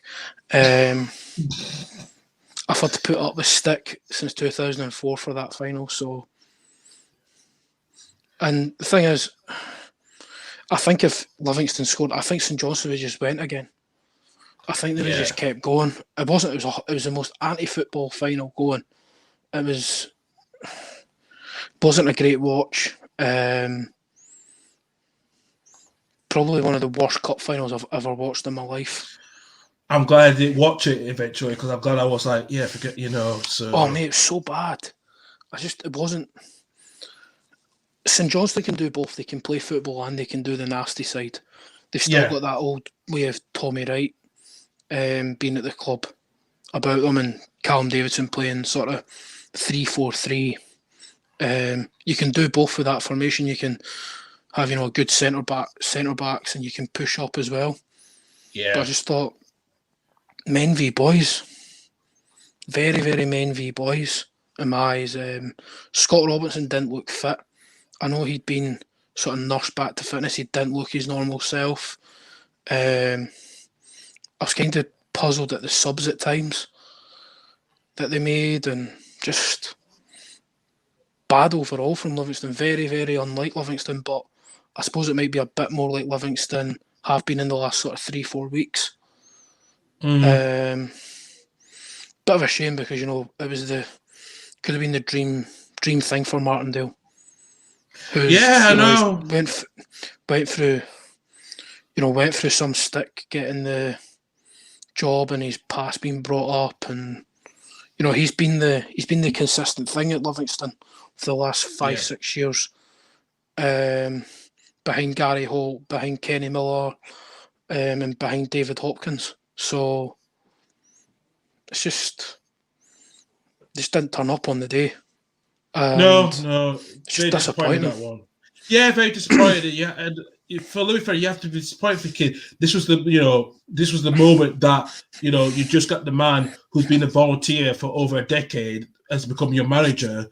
Yeah, And surprisingly, he don't do what to win his first title as a manager. In his early career, it's very yeah, surprising how the selection was and how did it just play well Sunday. And I'm not surprised Sid Johnson had the bit of the Tommy Wright-esque in them, as well as being a nasty, Tommy, it's not a surprise. It's not a surprise at no, all. So, no, and Sid Johnson, fair play to them. They deserve to win that game in the end. So, I think Livingston have to look at themselves thinking, we should have done better. We could have done better as well. yeah, and just it was just disappointing. I was expecting ferocious game. I expect a really high tempo game. Not the ball being played on the floor, but loads of challenges going in, and you know, just never materialised at all for them. And No. I'm probably being a bit harsh on Livingston by this, but I just thought he got it all wrong on the day, completely wrong on the day. No, I But think that's it I think happens. yeah. It happens. It does. Um, And one thing I will say, I think that's where that game was lost, was that selection and the substitutes. That's where it was Yeah, lost yeah. from the start. They just sort of missed Bartley and Sybil being together. Pittman wasn't in the game at all. Josh Mullen wasn't in the game. St Johnstone done a great job keeping the influential players of Livingston at arm's reach, because you would have thought. And then St Johnstone scoring, the game sort of plays into their hands.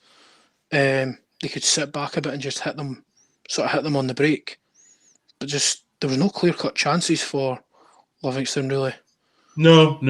Disappointing, really disappointed actually. And like I said, Lewis will have to try to finish the season on high, because now this is what this would have, if they won on Sunday, I think they would have gone on another little bit decent run if they did, but because of this, it would have kicked them off. But because of it win, I do worry for a little bit now, thinking, can they really finish properly in that top 4-5 area? That's the next thing that you got to worry about a little bit now.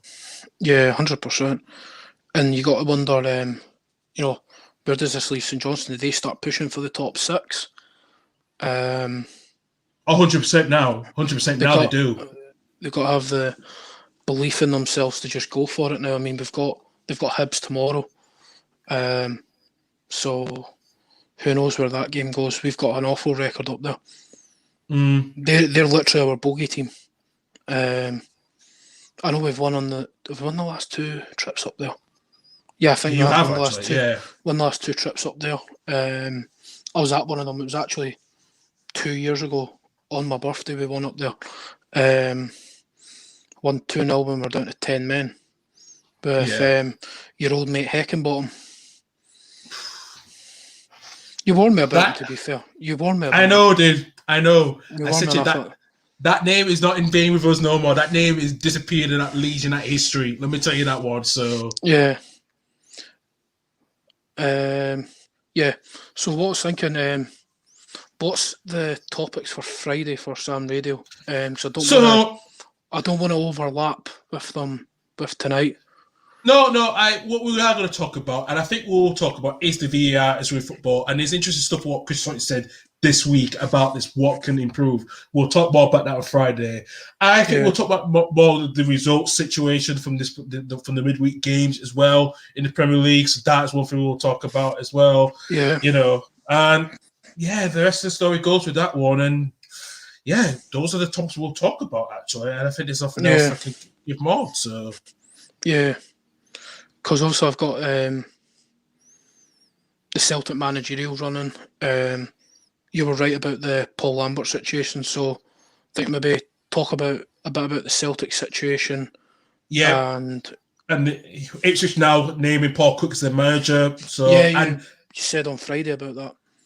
The Athletic got spot on because this takeover with the US businessman, that's where the was going to lie. Is that where that came from? Yeah.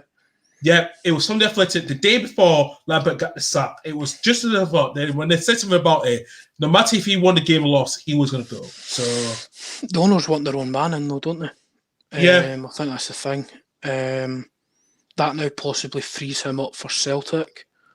I've seen a lot of Celtic fans not wanting it, and that's why I sort of laughed about it on Friday, sort of uncontrollably. But because from what Carl's saying, she doesn't want another Celtic legend in there. Just because of how it's went with, Lenny this season, and it's probably killed their thing about him. Yeah, absolutely. Like I said, this is going to be interesting with that one. And yeah, it surprised me, like I said, when people laughed at on Friday about it. And I said, it might come, and when I said it on Friday on the show on Friday, I said, this will come as a thing because when I broke that story, before when the story came out before the show started, I broke that story, and you guys couldn't believe it. I said, yeah, this is going to happen and this Celtic situation is going to be interesting now because I don't know if they're going to consider Lambert. We'll talk more about him Friday in depth, but what I will say is that I think Celtic are going to have to take a lot longer. I don't think they're going to choose a manager coming in this season. Like I said, they're not going to do that. Thing is, sort of being in the loop with Celtic fans, sadly. She's disappeared. Thank fuck. I can say what I want now. she can kick fuck out of me later. She's your girlfriend, man. So she can get the fuck of you anytime she wants, man. That's true.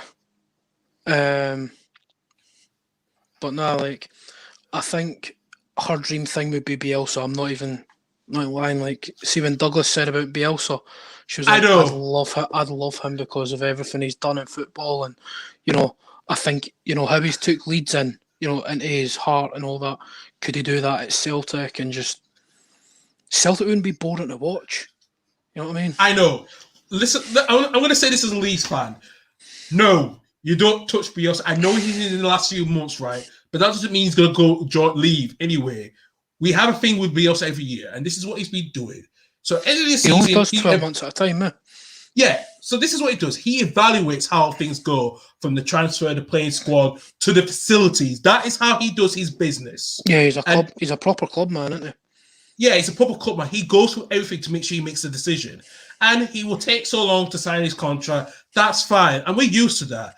And we also make contingency plans if the worst comes to worst. But we feel like he's going to sign a contract come the end of the season. I don't see him going to Celtic. There's no chance of that. Another David Hawkerdy.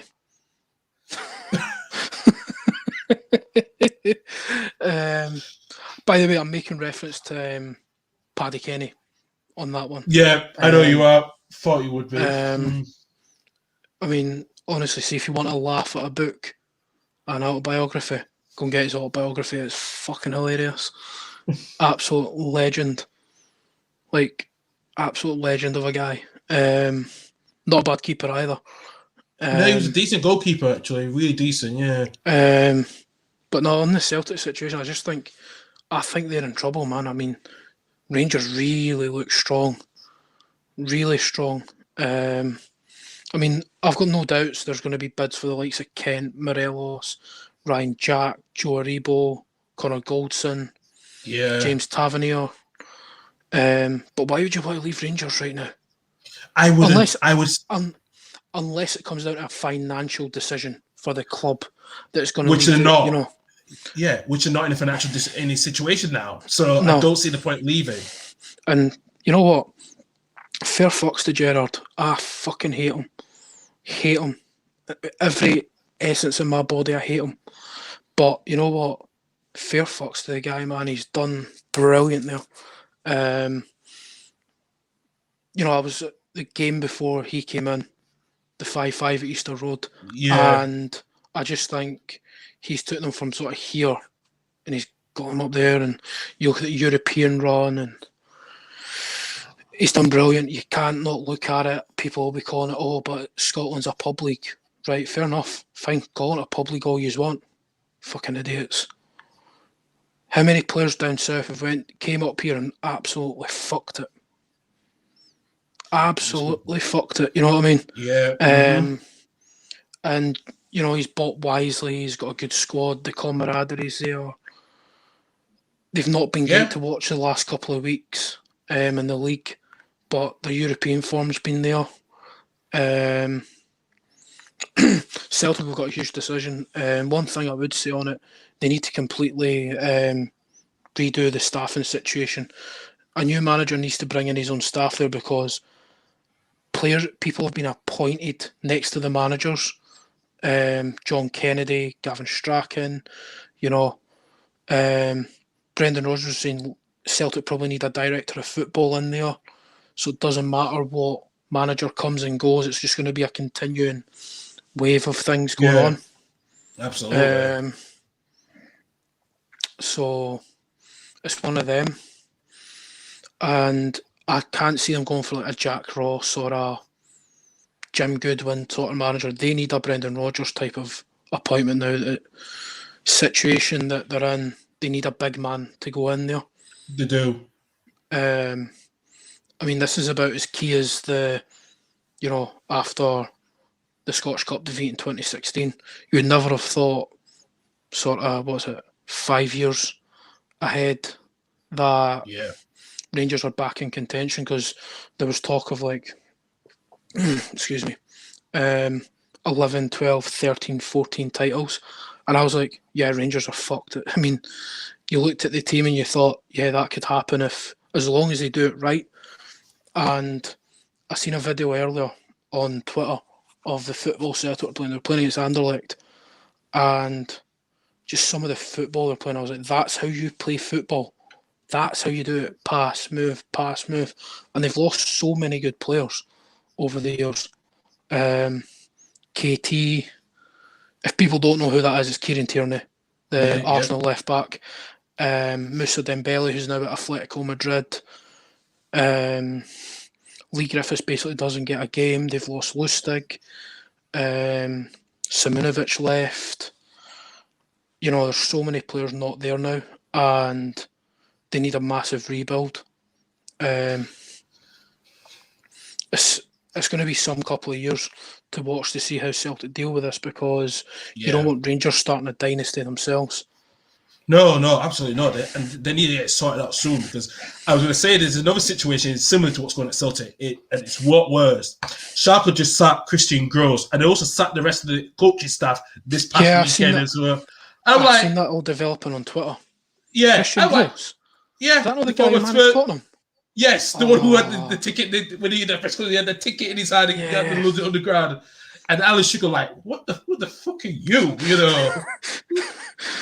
It's the Conor McGregor thing. What the fuck is that guy? Yeah. Oh, man. I've seen all that developing on Twitter.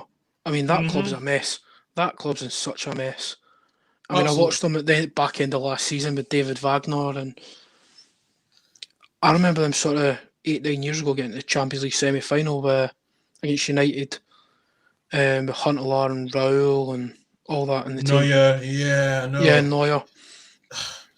But no, you're right. It's such a downfall.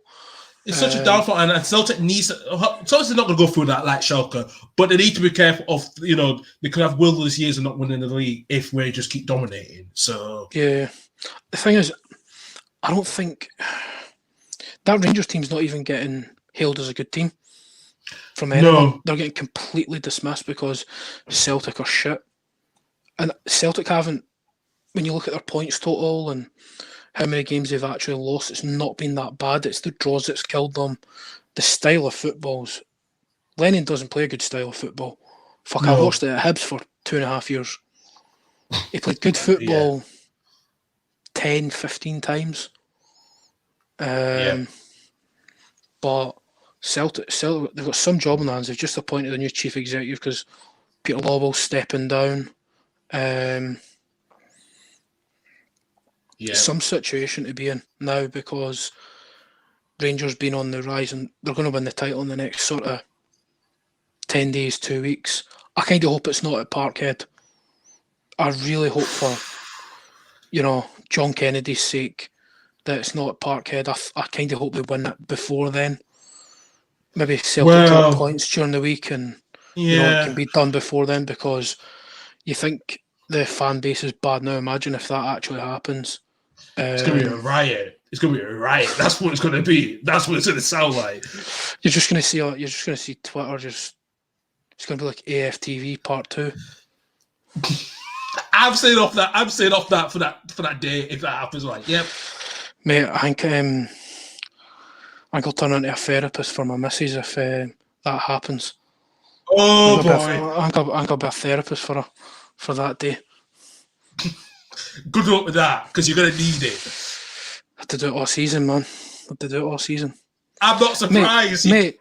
Mate, here's the worst thing. I told her Lenny was going to win the 10. Oh, Lord, you told her that? Yeah, I was like, don't worry about it, it'll be fine. But the thing is, I'm not the only one that said it. Kieran Tierney said it on Open Goal, and when did he say it? He said it on Open Goal. He went, they'll be fine. It's Lenny. It'll be fine. And I thought, you know what? If he's saying it, I'm kind of. You say it as well. Yeah. It's fine. KT said it's fine. I'm off the hook for that. But it's just been one disaster after another, and they just don't read the room. Celtic. Oh, we'll go away to Dubai. Oh wait, there's a travel ban. Oh, but we've been allowed. It was one of them. I bet Nicholas Sturgeon was happy when she saw when Leonard was gone. She's like, thank fuck for that. I don't have to deal with him. Not even talk. It's just been one shit show after another with all of it. And I sort of like, yeah. Oh fuck, she's still here. I see the message right there. Oh my god, Carla, let me just say to you, we thought you were gone. Okay, we thought you were gone. So it's here. Kim will be right. She'll see my face now and think I'm no fucking FaceTiming him later. He can fuck off. I know that look. I know that. I know that. Oh, bloody hell. Right. Yeah. Right, going on to sort of the last bit of the chat, man. Where we think our teams are, respective teams. I mean, we couldn't pick any bigger rivals to each other, could we? Where we see our teams going. I mean, you can take the lead with Hearts. I know it's been difficult couple of results the last couple of weeks, getting the draws.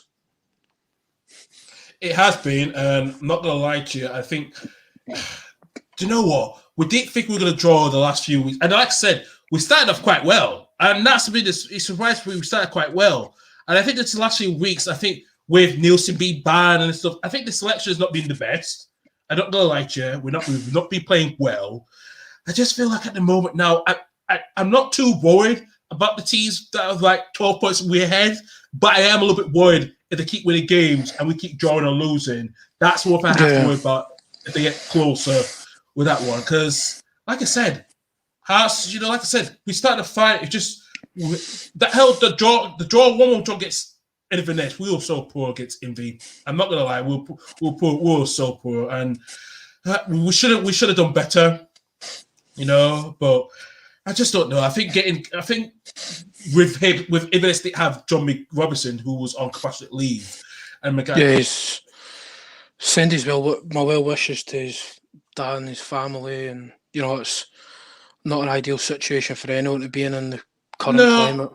It's not an ideal situation. It's not, and it's about we dominate against Cali, and they were still, we just couldn't have the finishing touch into it. So I am a little bit worried at the moment. We just need to find the 3 draws is surprising. We just need to bounce back now because this is going to be interesting. It's going to be to end of the season. Yeah, I suppose looking at it, right, you aren't losing games. No. I mean, you are still sort of 12 points ahead of Wraith and Dunfermline, and Wraith have got 2 games in hand, and Dunfermline have got a game in hand on you. So, yeah.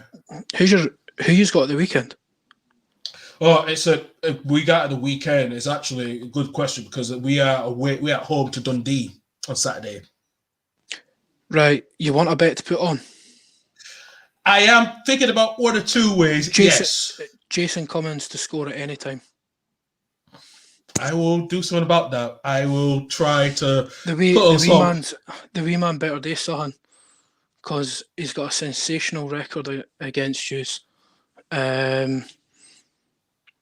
I think he broke Derek Riordan's record against scoring against Hearts. Yeah. Great luck. I mean, him coming back up and going to Dundee is a massive signing for them. I know it's not sort of clicked yet, but he'll walk into Tynecastle and think, yep, these bitches used to clean my shoes. You know what I mean? I know. He thrives so much on playing against Hearts. I know he does. Because of the release all those years ago. I mean, he even scored against Hearts when he played for Hibs under 20s, maybe. I think it was the 20s. And he's just not stopped scoring against you. And he's got big James McPake, who, for what I read, he absolutely fell in love with Hibs for the sort of 2 years he was there, 2.5 years he was there. So that'll be an interesting game to see. Is that live? It will be live on Hearts TV. On Saturday. I'll get it on his goal or something. Well, this is the thing, because IMC is the ticket holder, and I should be given the access to it, which I need to ask them about that. And I'll be up at that time because I'm on my night shift weekend, so I should try to watch the game. So I'll try to get something to watch the game during Saturday. So yeah, no, it's interesting because with them games in hand that the other teams have got, you kind of just need to keep ticking over. Yeah, we do. I mean, that squad you've got is bloody good, but I think Liam Boyce is quite carrying it. He's carrying his team. He needs more help. He's carrying his team. It will get too much for him until someone do something about it. So yeah, because he, contrary to what people say, he's a bloody good player. I think I don't know. Jamie Walker should be doing better in that league. Yeah, I do as well. Should be running the show. He's a good player. Andy Halliday there, who ran the show for Rangers in that league. I suppose he had a bit of a better squad there. He's only had one assist. He's only had one assist this season. He's playing. He's a number 6, though. You're not expecting him to contribute with assists. He's a sort of number 6 holding midfield player. If not, you play him at left back. But I expected you to. I mean, you have running away the league, but I expected a 20+ point. I expected a bit more because of the team you went down with. You thought, they'll be back up. I mean, it could get interesting, but I sort of don't expect it to. No, I don't as well. And I was saying this to my colleague Fraser a while back about this one, and he's a Jambo fan as well. And we both agree that, we should be dominating this league. And we said at the start, we should be dominate. We have to dominate. And we did, but I think the last few weeks, we've just not been dominated as well. And I said, this is not the season we're going to dominate. I think we're close, but we need to finish strongly towards the end now.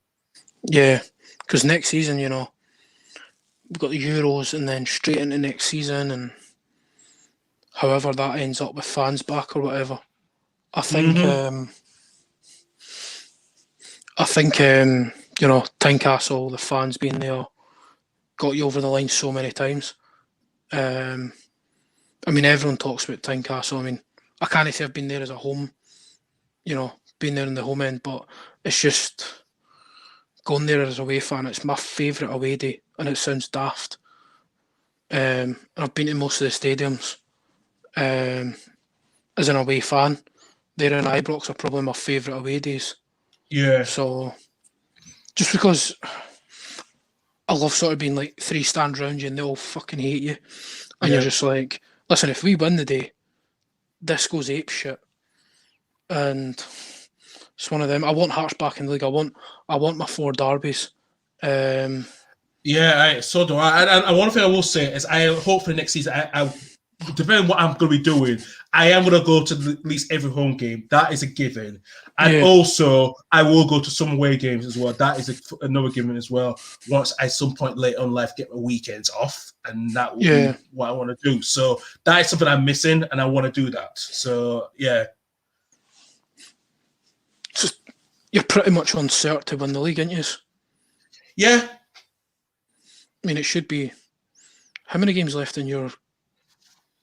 Is it 9 games? 9 games left to go, yeah. So use 9 games, yeah. So 27 points on offer. The 2 teams have got two games in hand. You should do that quite easily. Nielsen's experienced enough in that league to know. Exactly. To go for it. That's one of them.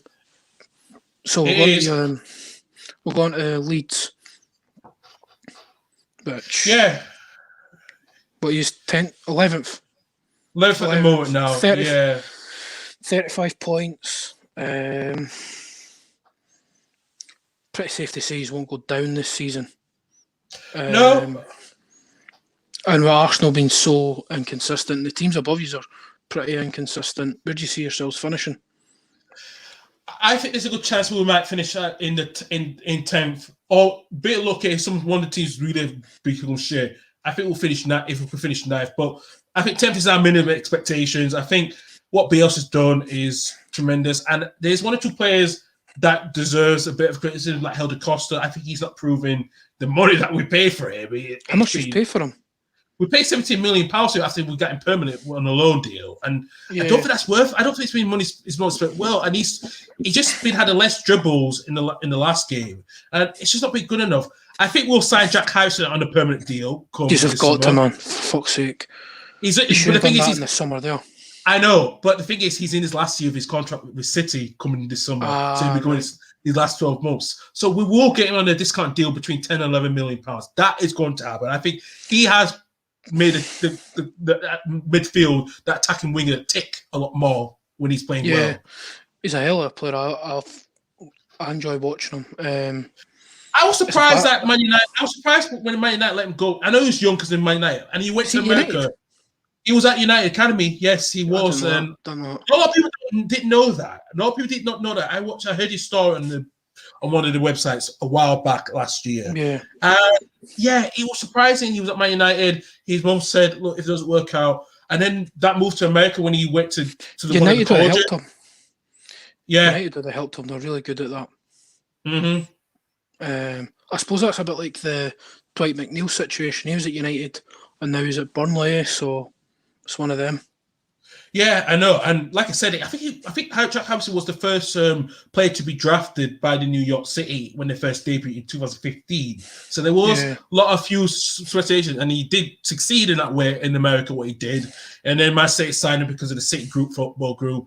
And then, done well at Leeds. The last 2 seasons, Leeds has been his best, because the first season, he was trying to get settled into the back to, English football. But the last 2 seasons, this season, the last season, he's been tremendous. Yeah. No, I think when we done our predictions last year, I was like, Leeds will finish top half. And do you remember the fucking comments? I got, no chance. And I was like, bitches, I watched fucking Bielsa for the last 8-9 years. I know what this man can do. Yeah, and if he gets his own way at Leeds, trust me, he'll get there. Couple more signings, you're pushing for Europe there. Yeah, I know. I think you look at West Ham. You got to be looking at West Ham doing really well this season, thinking, Jesus, if we didn't get injuries and lose a bit of form, we could have been right up there. Absolutely, and do you know what? You and I watched Bielsa for a long time. When he came to Old Trafford that night in 2012, I thought to Bilbao. When he came that night, boy, I'm like, this manager is going to be in the Premier League some point late in the next couple of years, because he's just tremendous. And I can't believe how he whacked the floor, Man United. I'm like, really? Both legs, man. I know, and got to the final as well, and got them to the final. Sevilla won it. Is that the No, Sevilla? they lost to Atletico Madrid 3-0. So yeah, and that was a team that they seen when the team was coming together slowly in pieces, before they won the La Liga title 2 seasons after. But the way Bielsa has come up, and I keep watching his documentary of what he did at New Old Boys, and it's just tremendous what he's done. And like I said, yes, he was always going to be permanently manager, no matter which job he was going to come into. He was going to, so. Because he was tipped for the City job for a bit. I remember that. He was actually briefly. He was, yeah. So, and I think City would have been changed for the best if they had him under. I think he would have done, and they got even a bit if they didn't get Pep. So but he's doing well. He's doing what he's done at Leeds. I think he will sign a contract extension. Sorry, Carla, he ain't gonna come to Parkhead. That ain't gonna happen. So, oh well. Oh Jesus. Gonna go about your teams, yeah. Hibs first. You know what? It's been a bloody good season for us. I know the football's been a bit Craig Levein-esque, as I'd called it. This man's broke his appearance record, obviously. My hero in the team right now. I was very Jack Ross out for a while.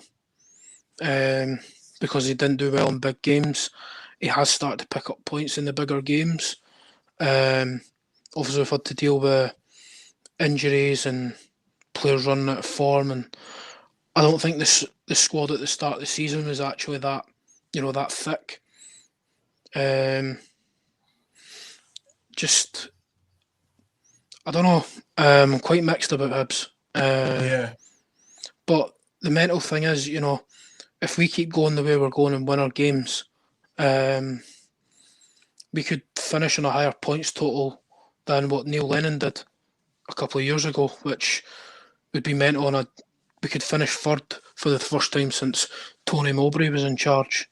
And that was, really that Tony Mowbray team would have went on and challenged for the league if we could have kept it together. You could, when you roll off the names in that team, Gary Caldwell, Stephen Whittaker, Scott Brown, Kevin Thompson, Guillaume Buzlin, Derek Riordan, Ivan Sproul, Gary O'Connor, Stephen Fletcher. Oh yeah, that team would have challenged. We would have challenged, but we were fucking skint. But Jack Ross has been backed this year by Ron Gordon. Good signings in January. Jackson Irvine's made a brilliant impact. I think who we signed. Matt Macy. That was a good signing from good bit of business. I think these 2 6-month contracts we've got there. I think because Marciano doesn't look like he's going to sign his contract, and there's rumours his house is up for sale. Down your way, I'm sure he lives. Because I bumped him in. I literally fell into him in Morrison's one day. Wasn't paying attention to what I was doing and banged right in. I was like, "Oh, I'm sorry. Didn't he kill me?" And I sort of realised it was him. But no, it'd be a great to finish third. Keep going in the Scottish Cup, and we can keep going with the Scottish Cup now because Nicola Sturgeon's allowed. She's allowed. It's huge to reinstate. Yeah, because we need the Scottish Cup. We do. We all do. But we can't have this shite about having a fucking cup final for the year before and that year, and what a shit that was. She's just given it to Celtic. She's just given it to Celtic. Well, neither us or yous were going to beat them. I know yous gave them a hell of a game, but no, it was. I expect us to finish third. I'd like us to at least get to the cup final. Obviously, Celtic are out. Only really Rangers are the challengers. Yous are still in the cup, aren't yous? We're still in the cup. Yeah, we're still in the cup. So fucking bring yous on. Fucking want some revenge. Some revenge for that semi-final defeat. I know. I'm gonna wait for that one. So get yous at Easter Road and try and turn it on. think the problem we've got. I think the problem we've got is Kevin Nisbet. His attitude's been absolutely fucking appalling since the fall apart of the Birmingham transfer, and he's not going to get in that. The thing is, the way he reacted with it, he's not reacted well with it. He done the same at Dunfermline last year when Hibs went in for him. Yeah. His form fell off a cliff. I mean, if he wants a big move, he's got to start scoring and start playing well. He's not even getting in the team just now. I'm going to be honest and go fuck himself now. I mean, you look at the way Porteous reacted to the transfer rumours with Millwall. When I've seen him on the pitch, he still gives 100%. Yeah, I've seen that in him as well too, actually. And like I said, we knew that Millwall was not going to go, but he was still going to commit anyway to you guys. Oh yeah, yeah. I mean, he's what I'd call Hibs as fuck, Porteous. He's just so Hibs. I remember seeing him at Ainsley Park playing against Hearts reserves. I think it was Dale Carrick up front for Hearts with James Keatons. And he must have been about 15, 16, man. This is the first year Hibs were in the Championship. And he went through folk. He was going through folk like no tomorrow. And just screaming at people. I mean, he must have been about 15, 16. Yeah. Just brilliant. I'll wish him well when he eventually goes, because you know he's going to go. But accept that, but get another couple of years out of him, hopefully. Because he can do better than bloody Millwall, man. Look at what McGinn's went and done. Yeah. And do you know what? I hate being a Leeds fan. I was not surprised how Millwall was challenging for the playoffs last season. And I feel like, you know what, despite this season, I don't think they've been at the best. But like I said, Millwall always be thereabouts, always in that top half. So you know, because they can go have a good, decent run of form. Then I'm like, wow, okay, you've made it up a bit. So yeah, it's a bit like how Mick McCarthy's done Cardiff. Yeah, I know that a lot of people. We all scolded him when he went to Cardiff. We all scolded him. We think this is not a good move, but look what he's doing now. Do you want to know something? Right? I said he'll get them in the playoffs now because it's Mick McCarthy. He's got a great record of getting teams up, and you know, I mean, Cardiff haven't got a great squad, but he builds momentum on a team. He does. He certainly does. Yeah, he certainly does. So no, I think Hibs will finish third. I think we need to consolidate. But my big worry is, you know, that Motherwell game at the weekend there, with Celtic beating Aberdeen, there's a great chance to make it sort of 7-8 points. So that sort of worries me. But look, is what it is, man. We'll see where we finish. Hopefully it's third in a record-breaking season and we can sign Irvin on a longer-term contract because he looks brilliant. Yeah. Obviously, Joe Newell signed a new 2-year extension and Josh Doyle signed a long-term contract after being linked with the likes of Man City. Yeah, I know. That's another player that was told wasn't good enough for Hearts a couple of years ago. I know. It's surprising how players got said they're not good enough when they play well later on. I'm like, yeah, they were so good enough. We just take time to, you know. Mate, Hibs are famous for doing it to players. John Robertson was told he was too small at Hibs, and you know, look at what he went on and done at Hearts. It's probably one of Hearts' greatest ever players, and he's an absolute gentleman as well. Yeah, absolutely. I've met him once. Going to United, I wanted just to consolidate second. Consolidate second, because we're not going to catch City. Hopefully we beat them at the weekend and beat Palace tomorrow night. Yeah, because we need to maintain sort of that 6-point lead on the rest of the clubs. Yeah, because Leicester are right up our arses and West Ham aren't far off. I know. It's great to see what West Ham are doing and great to see Lingard in there and doing what he's doing, because United have just moved on from a Jesse Lingard. It's not that he's not good enough, we've just moved on. I mean, Bruno signing, you know, sort of 13, 14 months ago, I think it effectively killed Jesse Lingard's career. Yeah.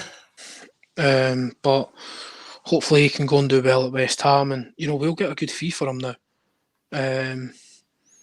Just want him to be happy and get back to doing what he does best, scoring goals and celebrating like an absolute clown like he does. United, we're still in the FA Cup. Yeah, we're still in the FA Cup. So hopefully, I wouldn't mind second in the FA Cup, and the Europa League we can do what we want with it. But it might be. I think Ollie needs a trophy. I think he really needs a trophy to add to the progress, because that'll be sort of 2.5 years he's been in charge, and there has been significant progress. There's the 5th place finish, the 3rd place finish. Where can we go from there? Oh yeah, absolutely. But yeah, hopefully there's just a bit of progress. Get Cavani and all that back for injury, and we can go again. Oh yeah, it's used how you finish close. If you can finish a little bit, not too close, it will be a little bit closer to close the points gap. I think that is a good season for Manchester United. Yeah, so, I mean, it's probably the best we've looked since Fergie left. Yeah. Thing is, I've totally fallen in love with the whole Solskjaer thing. I've just fell in love with the whole project of it because it's him. I mean, I think there's very few clubs that have got that romance with the managers. Yeah. United's one of them. Leeds are one of them with the managers. Look at the Leeds team with Billy Bremner and all that. Yep. And all that. So I've totally fell in love with it. First time I can say that since Fergie. And that's been sort of 8 years now. Yeah. But I think it's time to wrap that up now, Carl. It is. It's 2 hours, man. We've been sitting. Aye, absolutely. Yeah, as we usually do sometimes. So yeah. But keep it locked on, everybody. Like, subscribe, share it, fire comments in. I'll try and get back to them. And we'll see you next week. Again, Carl, thanks for coming on again, as always. No worries. Yeah, no worries at all. And I'll speak to you on Friday. You will do. You'll catch us on Sam Radio at 3:00. Yes. On Friday. On Friday, absolutely. Right, Carl, thanks very much, man. You're welcome. Enjoy the rest of your night. Yeah, you too. Cheers, bye. Bye.